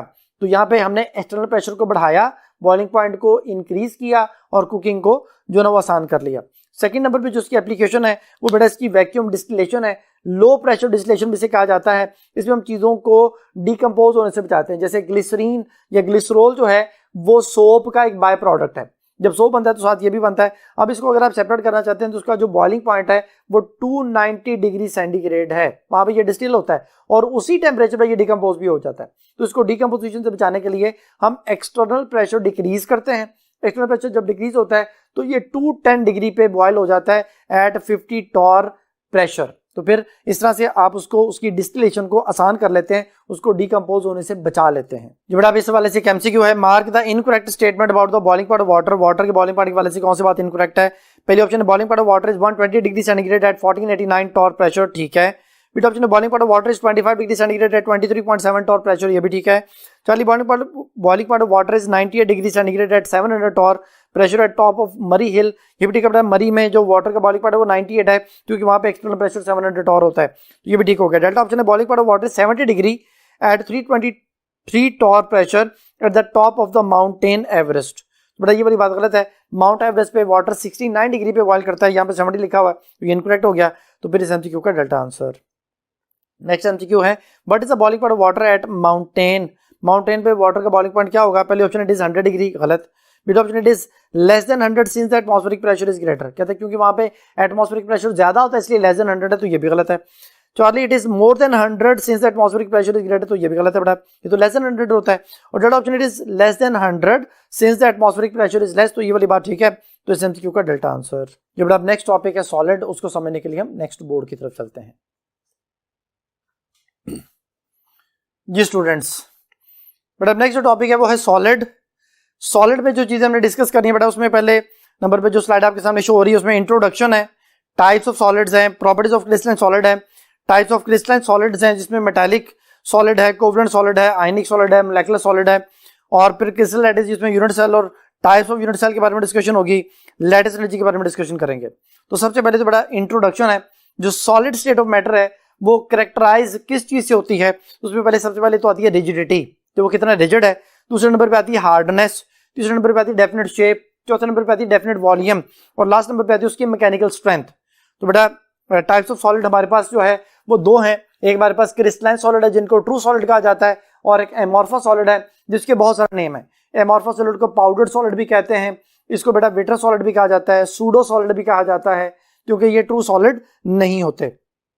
तो फिर यहाँ पे जो स्लाइड आपके सामने शो हो रही है बेटा, इसमें प्रॉपर्टीज है और उनके आगे जो ना वो कंपैरिजन क्रिस्टलाइन सॉलिड और एमॉर्फस सॉलिड का है।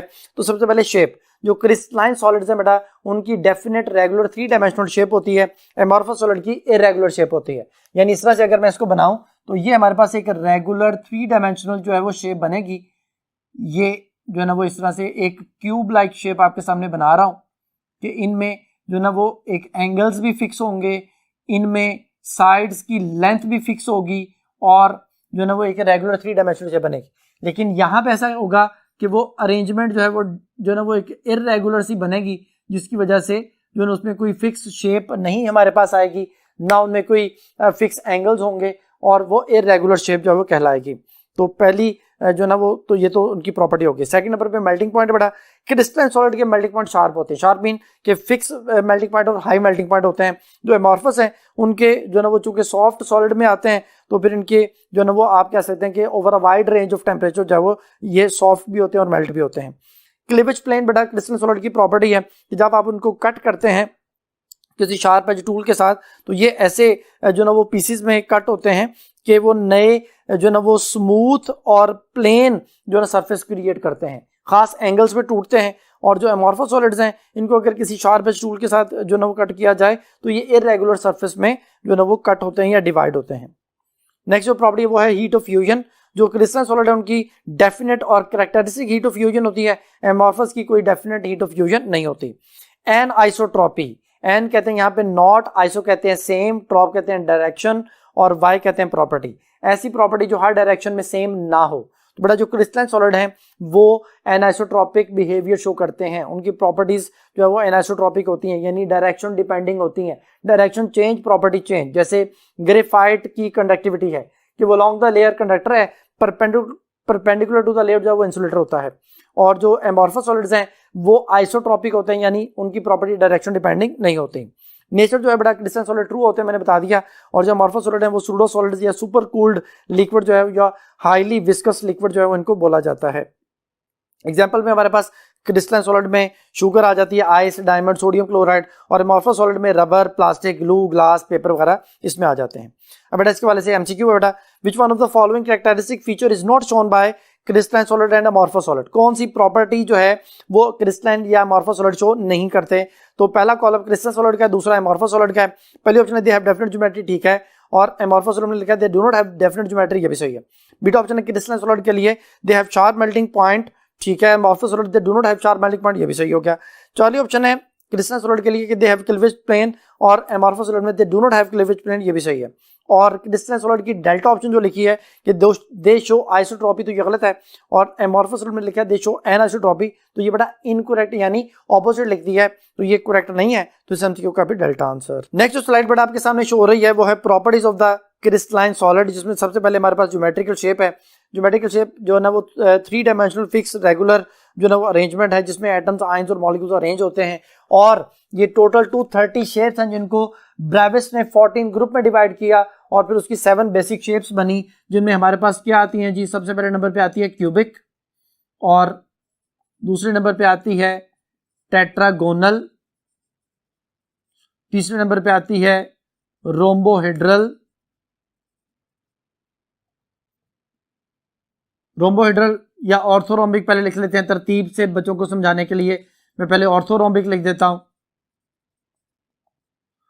फिर रोम्बोहेड्रल आ जाती है, और उसके बाद आती है जी हेक्सागोनल, और उसके बाद आती है मोनोक्लिनिक, उसके बाद आती है ट्राइक्लिनिक। ये एक तरतीब है बच्चों को याद करवाने के लिए। मैं इसका एक फिक्रा बनाता हूं कि जी ये कट और रहमत है, CTORHMT। अब इसमें क्या है कि इन सब में तीन साइड्स होती हैं और 3 एंगल होते हैं। 3 साइड्स, एक्स एक्सिस के लिए A, वाई एक्सिस के लिए B, जेड एक्सिस के लिए C। तो ये 3 साइड्स आ गई और 3 एंगल अल्फा, बीटा और गैमा। अब जो ना वो अगर फर्ज करेंगे जी एक्स एक्सिस में A है, वाई एक्सिस में B है और ये जेड एक्सिस में C है, तो A और B में जो एंगल होगा वो गैमा है, A और C में जो एंगल है वो बीटा है, B और C में जो एंगल है वो अल्फा है। बेटा ये अगर अल्फा, बीटा, गैमा 3 एंगल है और तीनों 90 के हैं तो वो क्यूबिक है, सारी साइड बराबर है तो क्यूबिक है। अब ये हमारे पास आ गया और ये एंगल्स भी आ गए। अगर 2 साइड्स बराबर हैं, तीसरी साइड बराबर नहीं है लेकिन एंगल सारे 90 के हैं तो वो टेट्रागोनल शेप होती है।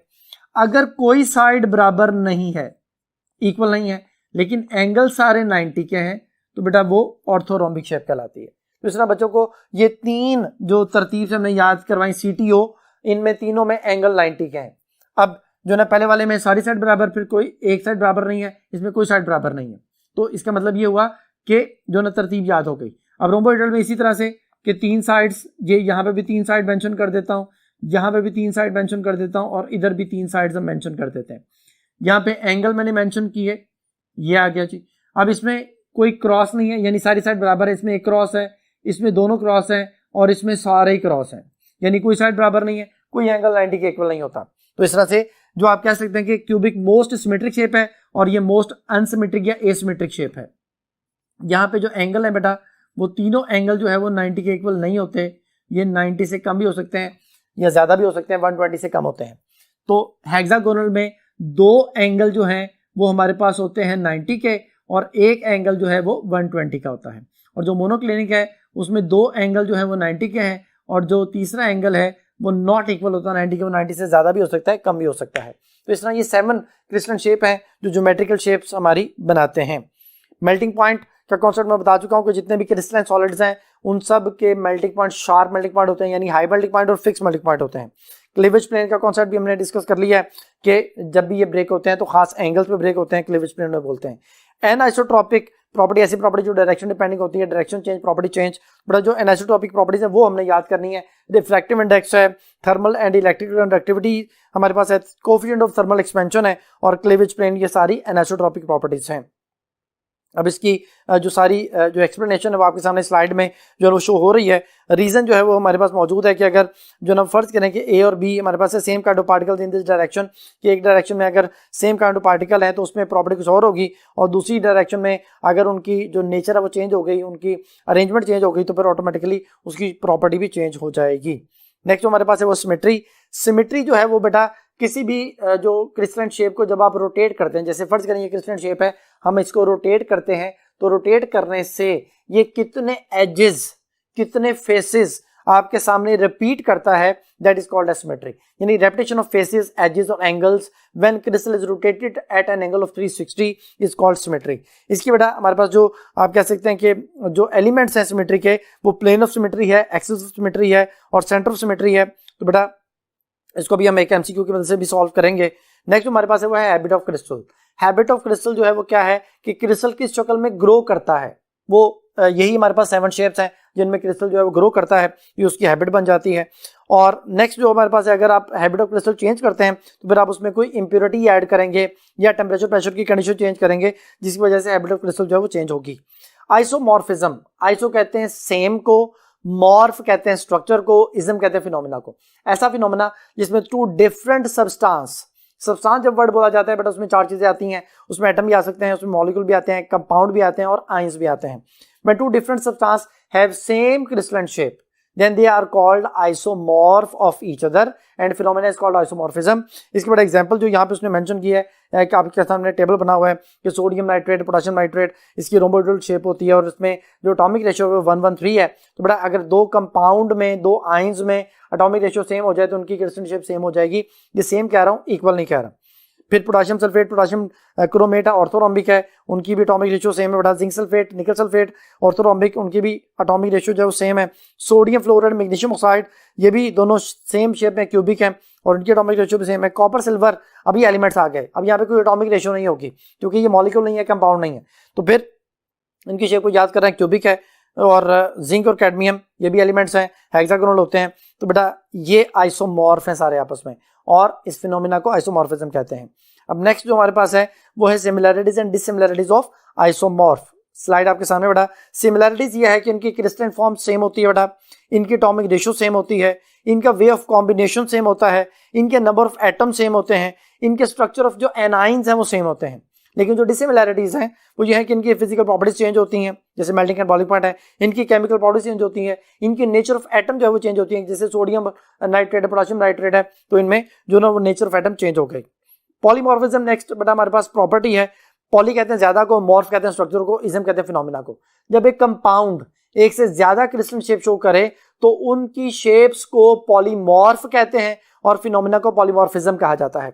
एग्जांपल हमारे पास सिल्वर नाइट्रेट जिसकी दो पॉलीमॉर्फ हमारे पास हैं, एक रोम्बोहेड्रल है और एक ऑर्थोरोम्बिक है, और कैल्शियम कार्बोनेट जिसकी ट्राइगोनल और ऑर्थोरोम्बिक दोनों उसकी जो ना पॉलीमॉर्फ हैं। तो ये हमारे पास कॉन्सेप्ट आ गया पॉलीमॉर्फिज्म का। अब जो इसके इंपॉर्टेंट पॉइंट है वो ये है कि इनमें चूंकि कंपाउंड तो एक ही होता है इसलिए ये कंपाउंड फिनोमिना है। पॉलीमॉर्फ की केमिकल प्रॉपर्टी सेम होगी क्योंकि वो सेम कंपाउंड है, और इसकी डिफरेंट फिजिकल प्रॉपर्टीज होंगी क्योंकि शेप डिफरेंट है, और उसी वाले से फिर उसकी मेल्टिंग एंड बॉइलिंग पॉइंट भी चेंज हो जाता है। नेक्स्ट है हमारे पास एलोट्रॉपी। अगर एलिमेंट की एक से ज्यादा क्रिस्टल शेप्स हैं तो बट वो एलोट्रॉप्स कहलाती हैं और फिनोमिना एलोट्रॉपी कहलाता है। इसकी एग्जांपल हमारे पास सल्फर, कार्बन और टिन वगैरह है। इनकी शेप्स आपके सामने मेंशन है कि सल्फर रोम्बिक और मोनोक्लिनिक है, कार्बन डायमंड, हेक्सागोनल, ये बेटा उनके नेम है, लेकिन क्रिस्टल शेप जो है हमारे पास क्यूबिक और हेक्सागोनल है। और टिन में ग्रे टिन क्यूबिक है और व्हाइट टिन टेट्रागोनल है, तो ये भी उनकी एलोट्रॉप्सी कहलाती हैं। अब इनमें इंपॉर्टेंट पॉइंट ये है कि ये एलिमेंटल फिनोमिना है और इनमें इनकी केमिकल प्रॉपर्टी सेम लेकिन फिजिकल प्रॉपर्टी जो चेंज होती हैं। जो नेक्स्ट हमारे पास प्रॉपर्टी बेटा वो ट्रांजिशन टेम्परेचर है। ट्रांजिशन टेम्परेचर, ट्रांजिशन कहते हैं चेंज को, ऐसा टेम्परेचर जहां पे दो क्रिस्टलाइन स्टेट को एग्जिस्ट करती हैं किसी एक एलिमेंट की, that is called as transition temperature. वो एलिमेंट भी हो सकता है, कंपाउंड भी हो सकता है। तो ट्रांजिशन टेम्परेचर पे दो क्रिस्टलाइन स्टेट को एग्जिस्ट करेंगी। तो एग्जांपल में हमारे पास ग्रे टिन है जो कि जो ना वो 13.2 डिग्री सेंटीग्रेड से पहले ग्रे और 13.2 डिग्री सेंटीग्रेड के बाद ये व्हाइट टिन में होता है। अब ये दोनों स्टेट 13.2 पे जो ना वो को एग्जिस्ट करती हैं। इस तरह सल्फर है 95.5 जो ना इसका ट्रांजिशन टेम्परेचर है जहां पे उसे रोम्बिक भी और मोनोक्लिनिक की दोनों स्टेट एग्जिस्ट करती हैं। बाकी एग्जांपल भी आपके सामने हैं। जो इसके इंपॉर्टेंट पॉइंट कि ट्रांजिशन टेम्परेचर पे एक क्रिस्टल फॉर्म जो है वो दूसरी क्रिस्टल फॉर्म में चेंज होती है। अबव और बिलो जो ना उससे टेम्परेचर पे जो ना, जैसे हम अगर मैं सल्फर की बात करूं तो 95.5 से पहले रोम्बिक है, और ये जो चेंज इसमें ट्रांजिशन जो हमारे पास आ रही है, तब्दीली आ रही है, ये तकरीबन 1 जो ना वो 0.3 डिग्री सेंटीग्रेड तक जो ना वो ऐसी चलती है, और उसके बाद जो है ना वो फिर ये उसमें टोटली कन्वर्ट हो जाती है मोनोक्लिनिक में। तो वो जो एक टेम्परेचर रेंज है वहाँ पे दोनों स्टेट को एग्जिस्ट करेंगी। अब बेटा इसके वाले से एक एमसीक्यू है कि those solids in which atoms, ions और molecules are arranged in a definite 3 dimensional pattern are called crystalline solids. कहते हैं वो वाले सॉलिड जिनमें एटम और मॉलिक्यूल जो है ना वो एक 3 डायमेंशनल पैटर्न में रेंज, उन्हें क्रिस्टलाइन सॉलिड कहते हैं। ठीक है, identify the incorrect statement about the crystalline solid. Crystalline solid के वाले से हमने इनकरेक्ट स्टेटमेंट बतानी है। पहली ऑप्शन है they have sharp melting point, ठीक है। बीटा ऑप्शन जो है वो हमारे पास है दे show only centre of symmetry, तो ये गलत है बेटा।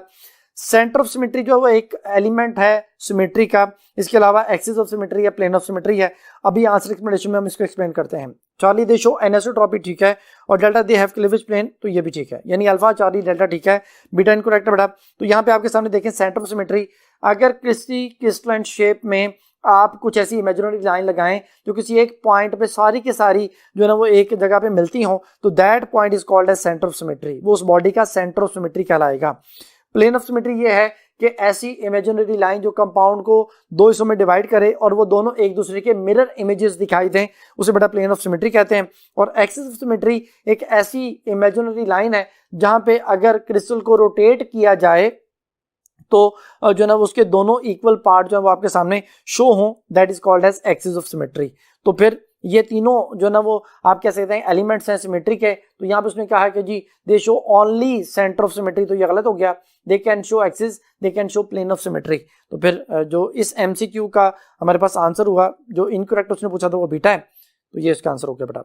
नेक्स्ट जो एमसीक्यू बेटा, the isomorphic substance have isomorphic substance में क्या चीज होती है? पहले ऑप्शन है same geometry, beta option same atomic ratio, Charlie both हैं A and B, delta none of this, plus same geometry भी होती है, सेम एटॉमिक रेशियो भी होती है। आंसर एक्सप्लेनेशन में आपके सामने डिफरेंट कंपाउंड्स जैसे सोडियम क्लोराइड है, मैग्नीशियम ऑक्साइड है, इनकी एटॉमिक रेशियो सेम है और इनकी क्रिस्टल जो शेप है वो भी सेम है।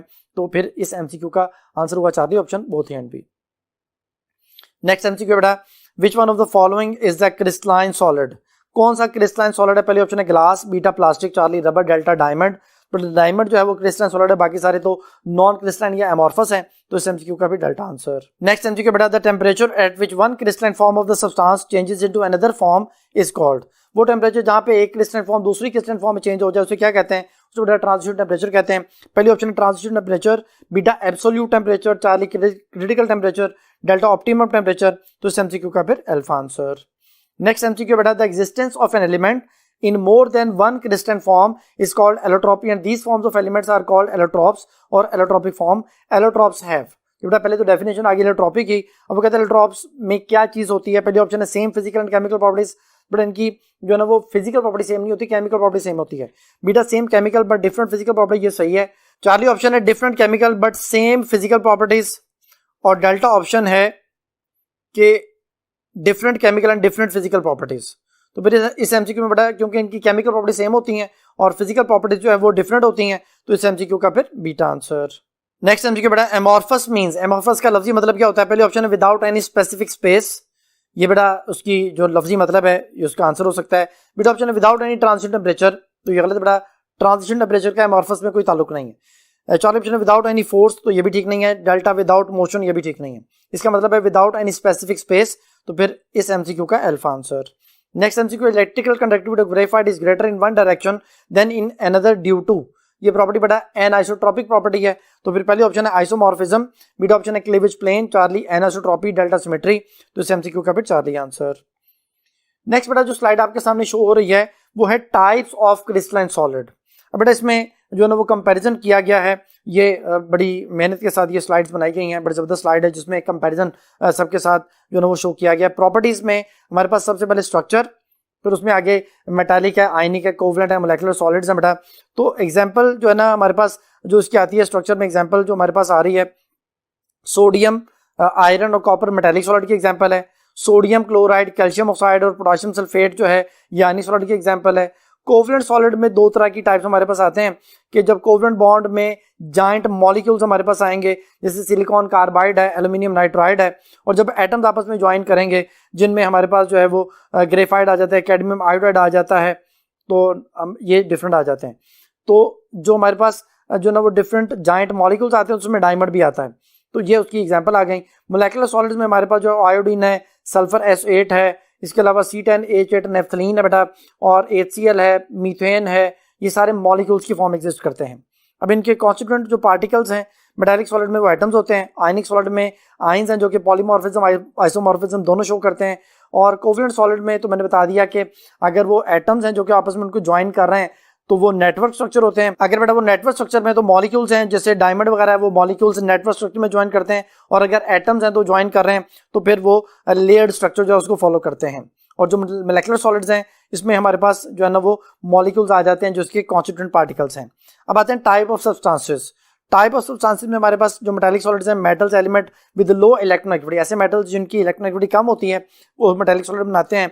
और आयनिक सॉलिड में मेटल्स और नॉन मेटल मिल के आयनिक बॉन्ड बना रहे होते हैं जिनमें EN का डिफरेंस जो है वो काफ़ी ज़्यादा होता है। और कोवलेंट सॉलिड में तो नॉन मेटल्स हैं जो आपस में कोवलेंट बॉन्ड बना रहे होते हैं, और मोलेकुलर सॉलिड्स में नॉन मेटल्स एलिमेंट्स और नॉन मेटल जो है ना वो कंपाउंड्स इनके बनते हैं जिनमें एलिमेंट्स ऐसे होते हैं जिनकी हाई इलेक्ट्रोनेगेटिविटी होती है। अब नेक्स्ट जो हमारे पास स्लाइड है उसमें अगेन कंपैरिजन ही है बेटा, bonding in the solid state. जो मेटालिक सॉलिड है इसमें attraction of outer mobile electron for the positive nuclei binds atom together by the strong metallic bond. कि बेटा हर जो हमारे पास एटम है वो इलेक्ट्रॉन लूज करता है, वो पॉजिटिव आयन बनाता है, तो उसके जो इलेक्ट्रॉन्स हैं वो किसी न किसी आयन के साथ जो है ना वो बाइंड हुए होते हैं। आयनिक सॉलिड्स में पॉजिटिव और negative ion electrostatic force of attraction के जरिए आपस में जुड़ते हैं। कोवलेंट सॉलिड में एटम्स आपस में लिंक होते हैं, एक जॉइंट नेटवर्क क्रिएट करते हैं, लेयर स्ट्रक्चर बनाते हैं थ्रू कोवलेंट बॉन्ड। और मोलेकुलर सॉलिड में जो है ना वो डिफरेंट वीक वैन डर वाल फोर्सेज होती हैं, हाइड्रोजन बॉन्डिंग होती हैं, लैंडर डिस्पर्शन फोर्सेज वगैरह आ जाती हैं। इसमें हमारे पास डबल फोर्सेज आ जाती हैं जो इन मॉलिक्यूल्स को आपस में ज्वाइंट रखती हैं। प्रॉपर्टीज में हमारे पास सबसे पहले वोलाटिलिटी है, जो मेटालिक सॉलिड्स हैं वो नॉन वोलाटाइल होते हैं, high melting and boiling point है और हाई लेटेंट हीट होती है बेटा, यानी यूजुअली ये रूम टेम्परेचर पे सॉलिड ही होते हैं। और जो आयनिक सॉलिड्स हमारे पास हैं non volatile, high melting and boiling point और इनकी भी हाई लेटेंट ऑफ जो ना वो हीट होती है और नॉर्मली ये भी सॉलिड ही होते हैं रूम टेम्परेचर पे। कोवलेंट सॉलिड जो है non volatile, very high melting boiling point और वेरी हाई बॉइलिंग पॉइंट में आते हैं, very high latent heat of जो ना वो इनकी हमारे पास आ जाती हैं और ये भी सॉलिड ही एग्जिस्ट करते हैं। जो मोलेकुलर सॉलिड्स हैं ये वोलाटाइल होते हैं, low melting and boiling point होती है बेटा, लो हीट इनकी लेटेंट हीट होती है और यूजुअली ये गैस या वोलाटाइल लिक्विड की शक्ल में एग्जिस्ट करते हैं। उसके बाद बेटा इनकी हार्डनेस, मेलेबिलिटी, कंडक्टिविटी, सॉल्युबिलिटी ये प्रॉपर्टीज हैं। तो सबसे पहले हार्ड जो ना उसकी बात करते हैं तो मेटालिक सॉलिड जो है वो हार्ड होते हैं, मेलिएबल होते हैं और जो हमारे पास आयनिक सॉलिड्स हैं वो हार्ड और ब्रिटल होते हैं। Covalent solid very hard, very brittle होते हैं और जो मोलेकुलर सॉलिड्स वो सॉफ्ट होते हैं। इसके अलावा कंडक्टिविटी की बात करते हैं बेटा, जो हमारे पास कंडक्टिविटी है, जो मेटालिक सॉलिड्स हैं वो कंडक्टर होते हैं व्हेन सॉलिड और लिक्विड। जो आयनिक सॉलिड्स हैं ये सॉलिड स्टेट में इंसुलेटर होते हैं और लिक्विड स्टेट में, मोल्टन स्टेट में कंडक्टर, एक्वा सॉल्यूशन में भी कंडक्टर। कोवलेंट सॉलिड किसी भी हालत में कंडक्टर नहीं है सिवाय ग्रेफाइट के। मोलेकुलर सॉलिड जो वो नॉन कंडक्टर हैं when the solid, liquid and in the aqua solution.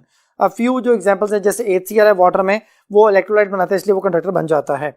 Solubility बेटा, इनकी जो सॉलिबिलिटी मेटालिक सॉलिड की, ये insoluble in polar solvent and non polar solvent but soluble in liquid metal. Liquid metal में दूसरी मेटल डिसॉल्व हो जाती हैं।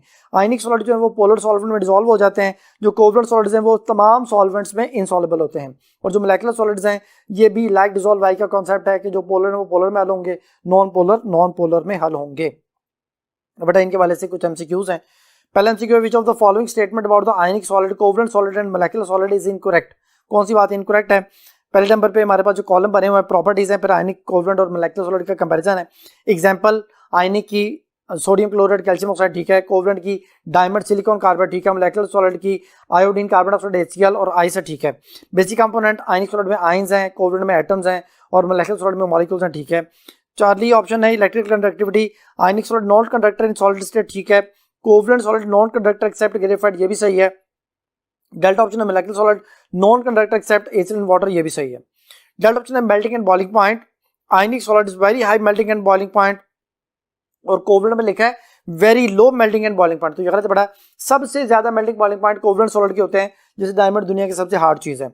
और मोलेकुलर सॉलिड में लिखा है very high melting and boiling point, तो ये भी गलत है। तो भाई डेल्टा ऑप्शन इस वाले से इनकरेक्ट हुआ, तो इस MCQ का डेल्टा आंसर।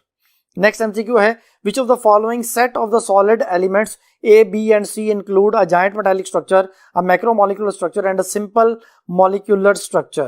बड़ा वो कहता है कौन सा पेयर ऐसा है जिसमें जो ना पहले नंबर पे जो चीज आ रही है वो जाइंट मेटालिक स्ट्रक्चर है। जाइंट मेटालिक स्ट्रक्चर में बड़ा मेटल्स आएंगी।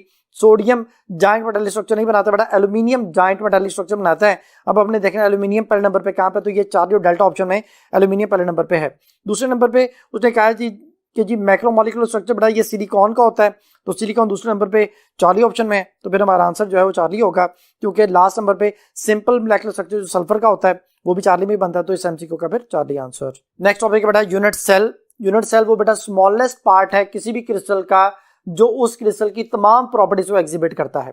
मैंने भी आपको बताया था कि 3 जो साइड्स होती हैं और 3 एंगल्स होते हैं। 3 साइड जो है वो A, B और C हैं और 3 एंगल अल्फा बीटा गैमा है, और मैंने वो भी बता दिया था कि वो किन किन में मौजूद हैं। तो यहाँ पे जो ना वो आपके सामने एक MCQ है, the smallest part of the crystal that is which has all of the characteristic features of the entire crystal is called unit cell. It is representative of the crystal which is true statement for the unit cell. Unit cell के लिए कौन सी बात ठीक है बेटा? तो पहले हमारे पास ऑप्शन जो स्टेटमेंट दी हुई है वो है अ क्रिस्टल में be considered to consist of infinite number of unit cell. बेटा किसी भी क्रिस्टल में इनफाइनाइट नंबर जो है वो यूनिट सेल के होते हैं, पहली बात ठीक है। सेकंड है unit cell is characterised by the distance ABC along with the 3 of its edges and angles alpha beta gamma। बेटा इसमें 3 डिस्टेंस है A, B और C और उनमें एंगल अल्फा बीटा गैमा होते हैं, बिल्कुल ठीक है। थर्ड है angle beta is between edge C and A। बेटा ये मैंने आपके सामने मेंशन किया है कि जो बीटा है वो A और C के दरमियान होता है, और उसके आगे पर लिखा है angle gamma is between A and B ठीक है, and angle alpha between B and C। तो ये वाली बात भी ठीक है, सारी बातें ठीक हो गई। तो पहली ऑप्शन है 1 only, beta 2 only, Charlie 2 and 3 और डेल्टा 1, 2 एंड 3। तो फिर MCQ का डेल्टा आंसर। आंसर एक्सप्लेनेशन में बड़ा यूनिट सेल आपके सामने बना हुआ है, सारी उसने एंगल्स और जो साइड्स उनको मेंशन किया हुआ है। नेक्स्ट टॉपिक बेटा हमारे पास है वो है सोडियम क्लोराइड का क्रिस्टल। सोडियम क्लोराइड के क्रिस्टल को याद रखिएगा बेटा फेस सेंटर्ड क्यूब है। फेस सेंटर्ड क्यूब जो है आपने 3 तरह के जो क्रिस्टल्स हैं वो याद करने हैं कि simple cube, body centred cube और फेस सेंटर्ड क्यूब। SBF बच्चों को याद करवाता हूं कि सिंपल क्यूब है बेटा, इसका कोऑर्डिनेशन नंबर जो है वो होता है 6। बॉडी सेंटर्ड क्यूब जो है इसका कोऑर्डिनेशन नंबर होता है 8 और फेस सेंटर्ड क्यूब का कोऑर्डिनेशन नंबर होता है 12। तो 6 से 12 SBF आप याद रखेंगे। हमारी बुक में जो स्ट्रक्चर दिए गए हैं, स्ट्रक्चर ऑफ डायमंड है, स्ट्रक्चर ऑफ सोडियम क्लोराइड है, स्ट्रक्चर ऑफ आयोडीन है, तीनों ही फेस सेंटर्ड है। तो फिर हमारे लिए याद करना आसान हो गया कि उनका कोऑर्डिनेशन नंबर जो है वो 12 होगा। बट देखें तो आपके सामने स्लाइड शो हो रही है, सोडियम क्लोराइड ज्योमेट्री लिखा हुआ फेस सेंटर्ड क्यूबिक स्ट्रक्चर, और आगे उसकी एक्सप्लेनेशन है कि इसमें जो नंबर ऑफ फार्मा यूनिट आते हैं पर यूनिट सेल, वो हमारे पास टोटल 4 बनते हैं, जिसमें 4 सोडियम 4 क्लोराइड मिलके 4 सोडियम क्लोराइड जो है वो बन जाते हैं। इसमें जो वो 8 जो हमारे पास क्लोराइड हैं जो कि शेयर्ड होते हैं एट द कॉर्नर्स, वो 1 जो ना क्लोराइड बनता है एट कॉर्नर, और जो हमारे पास 6 क्लोराइड है जो फेसिस में शेयर होते हैं वो 3 क्लोराइड बनते हैं। Total 4 chloride per unit cell बनते हैं, तो उतने ही सोडियम होंगे, तो 4 सोडियम क्लोराइड हमारे पास इसका जो ना total number of formula unit आ जाएंगे। बेटा इसके वाले से एक MCQ है, all of the following statement are correct about the sodium chloride except. Sodium chloride के वाले से सारी बातें ठीक है। एक है पहले option, independent molecule of the NaCl do not exist in vapour phase. जो NaCl के बेटा मॉलिक्यूल्स हैं वो इंडिपेंडेंटली वेपर फेज में एग्जिस्ट नहीं करते, तो ये गलत है। बुक की लाइन है कि इंडिपेंडेंट मॉलिक्यूल NaCl के वेपर फेज में एग्जिस्ट कर सकते हैं, तो पहली बात इनकरेक्ट हो गई। बेटा every sodium ion is surrounded by 6 chloride ion and vice versa. बेटा हर सोडियम के इर्द गिर्द 6 क्लोरीन होते हैं। इनको अगर हम बोर्ड पे बनाना चाहें तो इस तरह बनाते हैं, तो ये सोडियम है और उसके इर्द गिर्द 6 क्लोरीन है, ये 4 बनाए जाते हैं इधर और एक बोर्ड के सामने और एक बैक साइड पे। इसी तरह हर क्लोरीन के इर्द गिर्द 6 सोडियम होते हैं, तो इस तरह से अपने आप को ये अरेंज करते हैं। बीटा बात ठीक है। चौथी, number of the formula unit of the sodium chloride per unit cell is 4, ठीक है। और delta solid NaCl exist in the crystal lattice form, ये भी ठीक है, यानी बीटा 40 डेल्टा ठीक है। अल्फा इनकरेक्ट है, तो इस MCQ का alpha answer. Next MCQ, which of the following are the type of cubic lattice. कौन सी टाइप्स है बेटा? पहली सिंपल क्यूबिक लैटिस है, beta body centred cubic lattice है, और Charlie face centred cubic lattice है, डेल्टा ऑल ऑफ दीस है बेटा। ये सारी उसकी टाइप्स होती हैं, डेल्टा इसका आंसर होगा। आंसर एक्सप्लेनेशन में सब का कोऑर्डिनेशन नंबर और उनकी एग्जांपल जो है वो आपके सामने मेंशन है बेटा।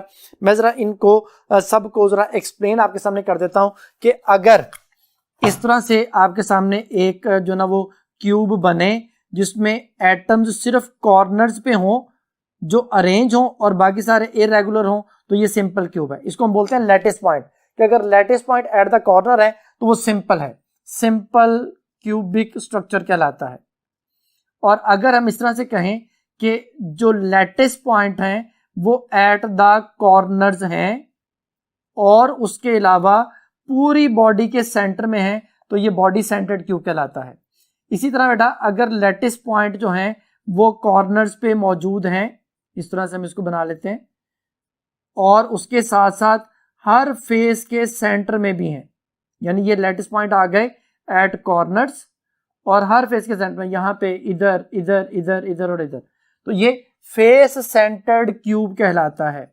और बेटा अगर जो है वो हमारे पास lattice point at the corners हैं ऐसे, और ऑपोजिट जो फेसेस हैं उनमें भी, उनके सेंटर में भी हैं, तो ये एंड सेंटर्ड क्यूब जो है वो कहलाता है। यहाँ पे एंड सेंटर्ड तो मेंशन नहीं था, बाकी 3 मेंशन थे, तो फिर इसका आंसर ऑल ऑफ दीज होगा। नेक्स्ट MCQ है बेटा, a cubic crystal has dash centre of symmetry. Cubic crystal में कितने सेंटर ऑफ सिमेट्री होते हैं बेटा? उसमें एक ही सेंटर ऑफ सिमेट्री होता है। पहले ऑप्शन 1 है, बीटा 2 है, चार्ली 3, डेल्टा 6, तो फिर इस MCQ का अल्फा आंसर। बेटा जो नेक्स्ट टॉपिक हमारे पास है वो है लैटिस एनर्जी। लैटिस एनर्जी वो अमाउंट ऑफ एनर्जी है जो हमारे पास अमाउंट ऑफ एनर्जी रिक्वायर्ड होती है कि 1 मोल ऑफ सॉलिड को अगर आप उसके गैसियस आयन में कन्वर्ट करना चाहते हैं। और यही डेफिनेशन अगर उलट कर दी जाए कि amount of energy release when 1 mole of gaseous ion combine to form 1 mole solid, तो ये भी लैटिस एनर्जी है। दोनों वैल्यू सेम होगी, सिर्फ पॉजिटिव नेगेटिव का फर्क होगा बेटा। तो यहाँ पे जो MCQ आपके सामने शो हो रहा है बेटा, lattice energy is the amount of heat released in the dash of 1 mole of ionic solid from its gaseous ion. जब गैसियस आयन से कोई चीज बनाई जा रही तो ये फॉर्मेशन है। तो पहले ऑप्शन है combustion, beta formation, Charlie dissociation, delta dissolution, तो फिर ये इसका आंसर जो है वो बेटा फॉर्मेशन होगा, तो इस MCQ का बीटा आंसर। बेटा आपके सामने जो है ना वो इसका टेबुलर फॉर्म में जो ना वो मेंशन की गई है सोडियम क्लोराइड की जो ना वो डिफरेंट एनर्जीज, जिसमें हमारे पास एंथैल्पी ऑफ फॉर्मेशन है सोडियम की जो ना वो उसकी एटमाइजेशन की वैल्यू 108 है, सोडियम की आयोनाइजेशन की वैल्यू 496 है, क्लोरीन की जो हमारे पास एटमाइजेशन 121, क्लोरीन की इलेक्ट्रॉन एफिनिटी -349 है बेटा। तो ये सारी जो है ना वो वैल्यूज आपके सामने हैं। तो कहते हैं इसकी जो है according to the given data जो ऊपर प्रोवाइड किया गया है, तो इसकी लेटेस्ट एनर्जी क्या होगी बेटा? तो लेटेस्ट एनर्जी जो है वो आपको याद होनी चाहिए -787 है। ये अकॉर्डिंग टू द हेसियस लॉ जो है वो कैलकुलेट की जाती है, जिसमें हम ये कहते हैं कि जो डेल्टा HL है, ये delta HF, delta HL, delta HF minus delta HX के इक्वल होती है। डेल्टा HF जो है उसने दी हुई है -411 और डेल्टा HX जो है वो 4 चीज़ें हैं। इसमें हमारे पास जो है ना वो आयोनाइजेशन ऑफ सोडियम आती है, लेकिन उससे पहले एटमाइजेशन ऑफ सोडियम आती है, फिर आयोनाइजेशन ऑफ सोडियम आती है, फिर एटमाइजेशन ऑफ क्लोरीन आती है और इलेक्ट्रॉन एफिनिटी ऑफ क्लोरीन आती है बेटा। ये 4 चीज़ें हैं। इसकी वैल्यू हमारे पास 108 है, इसकी वैल्यू 496 है, इसकी वैल्यू 121 है और ये 349 है। ये प्लस माइनस करके 376 आती है। यहाँ वैल्यू पुट करते हैं तो बेटा आंसर -787 किलो जाउल पर मोल जो है वो हमारे पास इसकी लेटेस्ट एनर्जी की वैल्यू आती है, जो हमने याद भी करनी होती है। तो फिर इसका आंसर जो है वो 787 है। पहले ऑप्शन -787, बीटा -670, चार्ली -762, डेल्टा -678, फिर इस MCQ का अल्फा आंसर। ये था बेटा आज का टॉपिक।